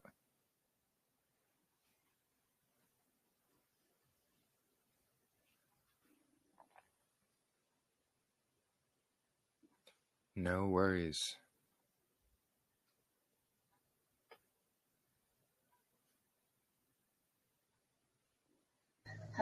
The more we learn, the more everything makes sense. Oh yeah. But we sure have been taught so many lies. This is why it's so Yeah. hard for us to get through to other people, because we've been bottle fed these lies since birth and for generations. Yeah, exactly. That's the sad truth. Yeah. And, it makes realizing that it helps me to be more compassionate to the people that just don't get it. I mean, online we hear people throwing the word around all the time: moron, you're a moron, you're a moron. And both sides are, calling each other morons. And we just have to refrain from Yeah. any of that, because the cognitive dissonance is just so strong and so deep. It's true. And pretty much all of us were at that point as well, We were indoctrinated into the system and we didn't know any better. And Very it's the true. same. Yeah.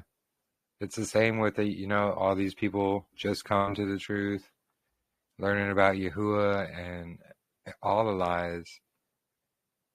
A lot of it's hard to, take in at first, especially if you haven't already seen this and this is stuff you're all just waking up to, like it's going to be that, well, why are they lying about it? Well, how is it all connected? And why is it all connected? And the fact of the matter is it's all connected back to Satan. It's his spider web of deception, and it's all to hide Yahuwah, like 100%. Well, whether we can come up with a good reason of why they lied, um, Satan is a father of lies. He just loves lying, period. Now, a Yeah. lot of times we eventually learn why they lied about it. Like when I told my father about the flat earth, his first question, well, why would they lie about it? And that's what a lot of people ask. But, it took him less than 24 hours to figure that one out. And, but even if we didn't figure it out, doesn't mean it's not a lie. Yeah, exactly. Yeah, some So, people will. Yeah, go ahead. Sorry. yeah, well, there's one channel, The Impossible Dreamer. He always says, question everything, folks. Yeah, Question exactly. everything.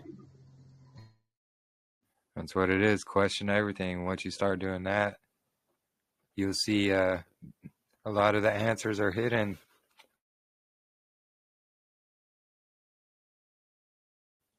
Like I've come to the conclusion, everything is lied about so much is because, Satan wants to make himself as Yahuwah. And it's all a lie to hide Yahuwah from people. He can't just get rid of his word. But what he can do is edit and twist it and make all these different versions of it, all these different denominations of whatever religions, just to cause this mass confusion. Yeah, he doesn't want us worshiping the true, Most High God. He doesn't want us to recognize the Messiah. He wants to pollute our DNA. He wants us to observe the false Sabbaths and the false feast days, so we miss the appointed times. Um, I, it grieves me so much, because all the people that have passed before us that really did love the Father and the Son, they just didn't know the lies. I think of my own parents. Their whole life was living for the Father and the Son and waiting for that day when we'd be redeemed. But they didn't know about the Sabbaths and the feasts. And, near the end of their lives, I started telling them about it as I learned. My mother had a hard time grasping at my dad. He was like, oh, okay. But, I think about people like that. We all have people that we know and loved, relatives and friends that passed before us. And we think, well, are they lost forever? Are they going to be thrown into the, to this, the lake of fire? I have a hard time thinking that all those good people will be thrown into the lake of fire just because they didn't keep the right Sabbath or feast. But yet the word says, hey, if you don't keep these, you don't make it into the kingdom. So who knows? Maybe while they are sleeping or until that day of resurrection, maybe they're being schooled. Maybe after they pass hoping. The world according to Sarah. Hoping you're given the choice, hey, you believed a bunch of lies. Are you willing to learn the truth now and worship me in truth? Maybe they're given a choice, and if they choose the right choice, then maybe they're being schooled. I don't know. We can only hope. Yeah, exactly.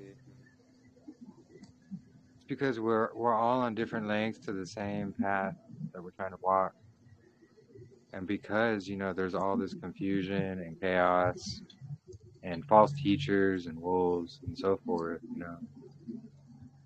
I think it's important, like what Paul says, do everything in fear and reverence to Yahuwah. Like, he knows we're not going to have all the truth 100% because of, the circumstances this world is in at the moment. And he knows, we're being fed a lot of lies. There's a lot of deceit. There's a lot of everything going on. Yes, But sir. Yeah. But the important thing though is it can all be found in His Word. We just have to diligently search for it, search through it. Yeah. And I know a lot of the books If y'all, still aren't revealed. yeah. Oh, go ahead. Sorry. And if y'all don't have multiple translations by now, I would get them because there's a lot of truth that you can find by comparing translations. Oh yeah, definitely. More than One thing we one know about the Father is, one thing we know about the Father is He is merciful. He's merciful, but yet He's not tolerant of sin. So, balance that one out. He says if you sin and if you don't do this and that, you're not going to be in the kingdom. But yet, on the other hand, we know He's merciful. So we just don't understand Him totally yet. So there's a lot of mysteries yet to be discovered. Oh yeah, absolutely. But once we are led to truth, we better not reject it. There is no tolerance for that. Yep, exactly. If you know the truth and you reject it, it's 7 times worse, I believe it says. Yeah.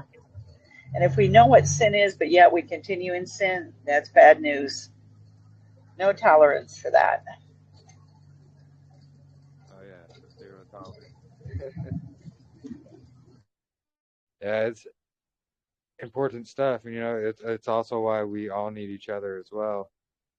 Because not one of us is going to have information about everything. Like, not one of us is going to know everything either. And if there's people making claims that they know everything and, they can't be proven wrong, I think that's a red flag, like watch out for them.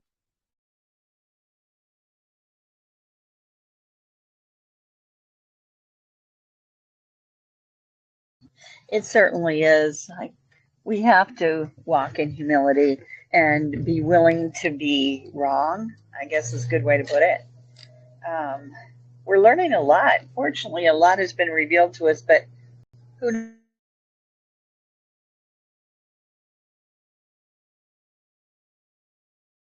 Yeah. But his true followers will have that cloak of humility on them. Yeah, absolutely.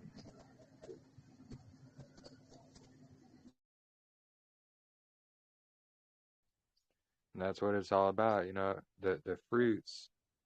It's showing our fruits, and it's showing the work that we're putting in, not just believing. It's believing and obeying. I'm sad that there's not more people on the group today because today was such an extremely interesting dialogue.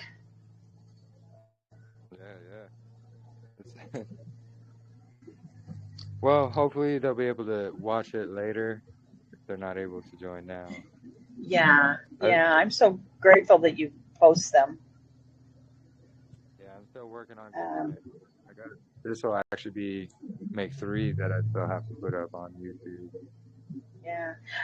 How do you put those up right away, or is it a few days? Like this Well, recording today, I know you record them, but when are they usually posted so that we can watch reruns or share them with others? well, I'll share them in the Telegram chat basically as soon as they're finished. Like I'll share them in the Oh, Telegram great. chat. But to get them Awesome. on YouTube, I have to like download it on my computer, Okay. run it through my Okay. streaming thing, and then put it on YouTube. It takes a Okay. minute. Yeah. We really appreciate all the work you put into this. I can't imagine how much work all this is. I mean, we get to reap just the benefits of it, but we don't see how much work goes into it. So we are very grateful. Yeah, all praise to the Most High. Um, It takes a lot of so steps. thanks for that. Yeah. Yes, and I No thank you problem. too. Yeah. Thank you all for Still being hard to here. comprehend the beginning of the year versus the beginning of the month. That's still really hard. Yeah. Yeah, Well, I was that, corrected on that today. I misunderstood that, but the calendar you made up, I realize stays the same. yeah, I it's just the had the same. beginning of the year 4 days off. Exactly. And part of, understanding there's two events going on for the head of the year. That's like breaking Babylon because, they want to go from, what is it? December 31st to January 1st, and that's just the new year. Doesn't matter about the weeks or anything. I think that's a lot of the Babylon in us still. It's hard to figure out at first. For Well, me, New Year's Day was always our funnest day. The holidays were behind us, and I lived up on the mountain, and we'd always have people up, and we'd have food and snowmobiling and just all kinds of fun. So we really celebrated New Year's Day, and to realize now, how pagan that was, it just makes me shudder. But I'm glad to have found out at least. So it's been a while since I've done that. yeah, exactly. Yeah, that's what it takes with a lot of these, pagan holidays. We got Xmas, we got Halloween, all these different holidays that, they've indoctrinated into everybody. When we actually have, several festivals of Yahuwah to observe, and Yeah. especially, realizing these 4 separate heads of the months for each season, they're going to be a Sabbath day as well, like a festival type Sabbath day, which is really Is it a interesting. is it a rest Sabbath day like the weekly Shabbat? Or are we just supposed to observe it and celebrate? Are we supposed to rest and take off work, or do you know how that is supposed to be observed? Because this That's Shabbat is real new to many of us. yeah. So that's the thing is they erased a lot of the details about these days. And you can only really find a lot of the details in Jubilees because, Noah is the one that ordained them as festival days. So just by reading, through Ezekiel and Amos there, we just get a few little details. But you could see they were associated very closely with like a Sabbath day. And how the people were complaining, oh, when's that the new month going to be over, or the head of the new month going to be over, and when's the Sabbath going to be over? So I'm thinking it's a day of rest like the Sabbath day would be, and just observe these days of remembrance. But then again, there's not a whole lot of details. It's just we can only go off with these little bits of clues that we have. So, but I'm leaning towards they're looking like they would be like a day to take off work and rest and so forth. He gives us a lot of holidays, really.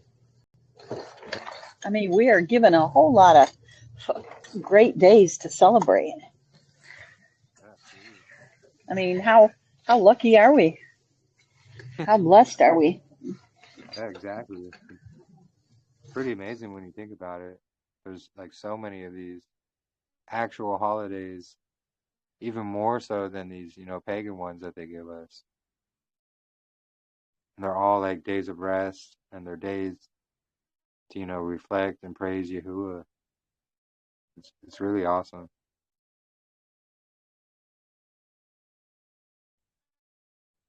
And, just finding more of these witnesses and like the stars, the heavenly markers, the heavenly signs for all these things and how they're lining up. The only thing we're still trying to figure out and we're stuck on figuring out is exactly what the moon is going to be a witness for and how it witnesses it. Like we know it does. If we compare it to this last year, there was the eclipses on Passover and Sukkot. And we had the harvest moon on Day of Trumpets. So, I mean, that's definitely a witness for sure. But we're trying to figure out exactly like how it lines up, when it lines up, what we should line it up for to be a witness. It's a difficult thing, The moon is Chinese to me.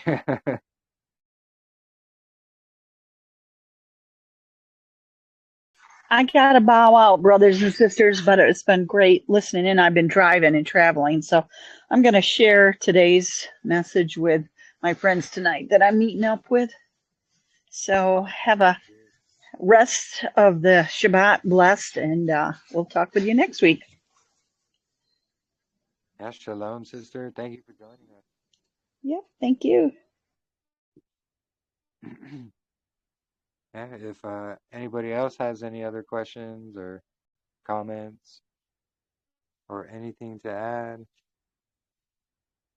feel free. If not, we might just. I do have a question off the topic of the calendar. Is that okay, or you want to stick to calendar? Well, what is it? Go ahead. Well, the question is Jennifer, and she just got off, but she had mentioned one time about the sixth day of creation that there were other humans created besides Adam and Eve. And I know that Cain, when he was being cast out, said they're going to kill me, and it makes it seem like there's other humans. But how did that come to be? I have a tough time reconciling that in scripture. I don't remember that being brought up, but I have heard that theory before, and it's not something I agree with because it doesn't line up with scriptures. I believe because there was more than just Cain and Abel, because there was other brothers and sisters as well, which the Book of Jubilees actually goes into. I believe. I think it's the Book of Jubilees. Maybe it's another apocryphal book that I'm thinking of, but it talks more about, more the offspring of Adam and Eve that they had, and they had brothers and sisters and so forth. But I think, that's when the population, us humans, started, multiplying and spreading. That's when, because, Adam and Eve, they were made, and their DNA was perfect. So at the beginning, and because they were the only humans, it was okay for a brother and sister to get married because that was all that there was. But then as you go further down through the lines, the DNA gets more. It's like basically when you're making a copy of a copy of a copy of a copy, each time you copy the copy, it's going to get more and more like deteriorated basically and harder to make out. I think that's like I believe that's what the same thing is going on with our DNA and so forth. Like the copy of the copy of the copy until we get to our generations basically, and You know, that's why we have all these sicknesses and deaths. Well, one of the reasons. There's multiple reasons for it, but basically why we could be more susceptible to them. Right. So you don't see in scripture that you've seen that there were other humans created on day 6 but Adam and Eve. Yeah, it's just Okay. Adam and Eve. That's all I've ever seen. That's Yeah, what I find, but I've heard other theories. yeah. And I've And heard then that. Jeremy, yeah, go ahead. I was just gonna say, you know, the first time I heard that theory was from Zen Garcia. I don't know if you know him, but Yeah. yeah, he's pretty popular. But he has all these.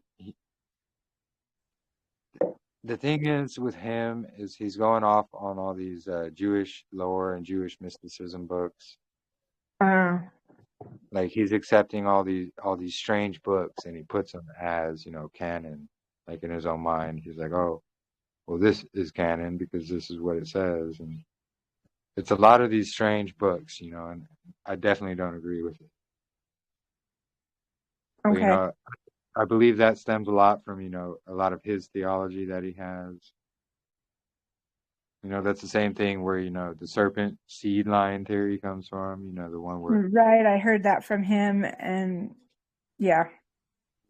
yeah, it's just all these things that don't line up with the scriptures, especially, you know, the known 5 books of Moses, you know. I believe Jubilees was also a book from Moses as well.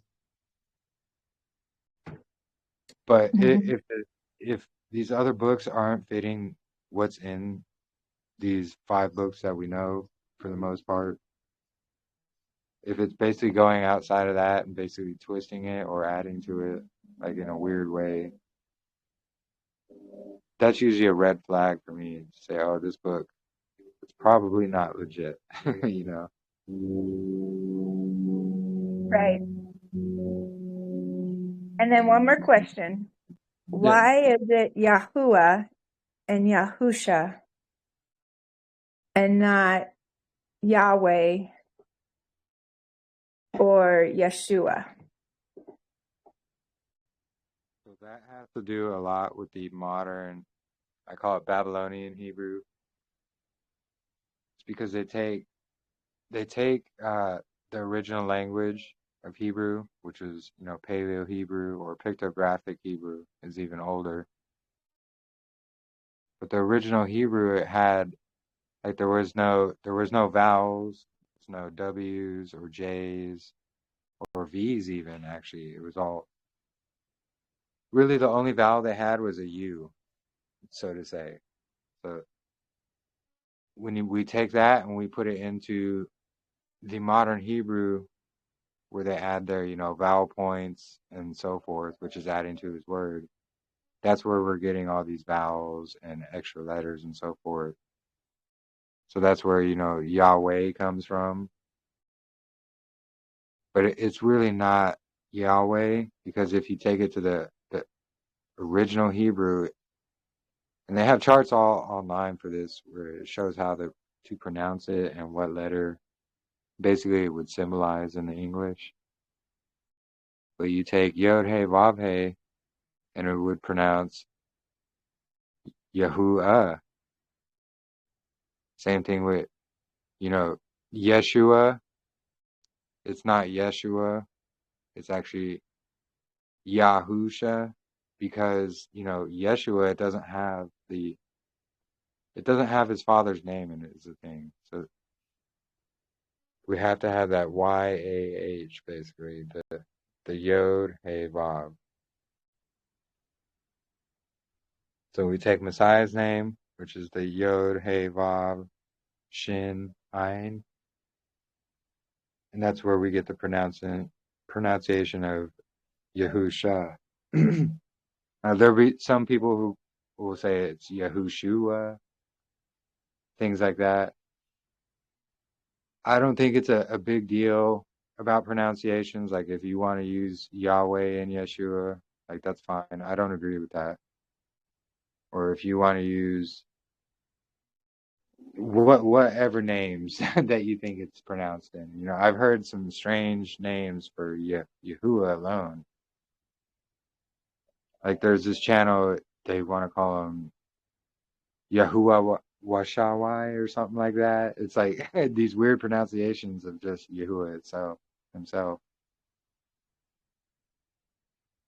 Yeah, I think as long as we're following the foundation that's written in scriptures and we're doing our best to follow him, that's what matters. That's what counts. And it's the pronunciations. It doesn't really matter. It does matter though if you're using titles, I think. Like if you're just going to call him God all the time, which not only does that in the original Hebrew mean the foot that blocks the door, but it also is short for Gadriel, which correct. is Yeah, yeah. And also you can't have a personal relationship if you're calling somebody by a title, you know. Like if you're going to the store, it's your same store all the time, you know, like all the cashiers. You're not just gonna go up and say, "Oh, hey, cashier, how's it going?" Like, no, right, you're gonna call them by their name. right. So no W, no V, but a U. Yeah, So it'd exactly. be Yod Hey. So it's not the Wab is a U, not a W or V. Yeah, it's a Yod Hey Wab A or Wab. Wab is a U. Yeah, exactly. Okay, because I have not seen that yet. We've been searching this out for years, trying to figure it out. I didn't know I could about the U. send you some good studies. There's Erictology on YouTube. Uh-huh. Erictology has a good channel about it. What's his name? Alan Horvath. Yeah, He's I've another. watched him. Yeah. There's another brother who just recently started doing some videos about it. It's John Truth. He goes into pretty good detail about it as well. Okay. I don't know, but Alan turned me off a little bit on something, on some teaching. Yeah, I really don't agree a lot with a lot of Okay. Alan's teachings. Okay. Because, Because I was like, I listened and then I'm like, I don't want to listen anymore. yeah. No, I Okay. know. I felt that way as well. Like he had some good teachings, but you know the alphabet teachings he has, they're pretty decent. Right. Yeah. I like Erictologies. He's actually really good with it. And Katrina showed me Erictology, actually. She's not here right now, but she's usually joining us on these days. Right. She's on vacation. Yeah. Yeah. So, all right. Awesome. Those were some questions I had. Thank you, Jeremy. I appreciate it. Yeah, no problem. Thank you. Yeah. Is there any other questions? Yeah, I see Brother Lee shared the Testament of the 12 Patriarchs, which also was found in the Dead Sea Scrolls, fragments of it, or of them.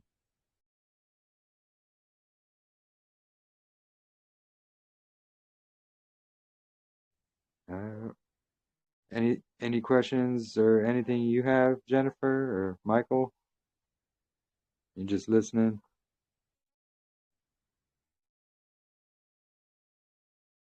If not, we might just end it there.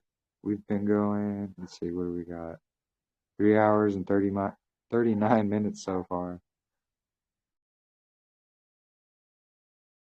Yeah, it might be a short one in comparison to our usual times.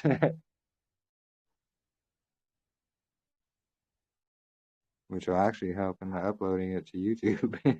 All right. We have to go milk our cows anyway. So, Oh, awesome. Sounds yeah. good. Okay. Well, Well, blessings. Yeah, shalom and blessings. Shalom. I think, yeah, we're going to end the discussion there as well. Doesn't seem to be any more questions, but thanks everybody for joining. We'll meet again next Sabbath, same time, same place. I pray everybody has a blessed rest of their day, and we will talk again soon. Shalom.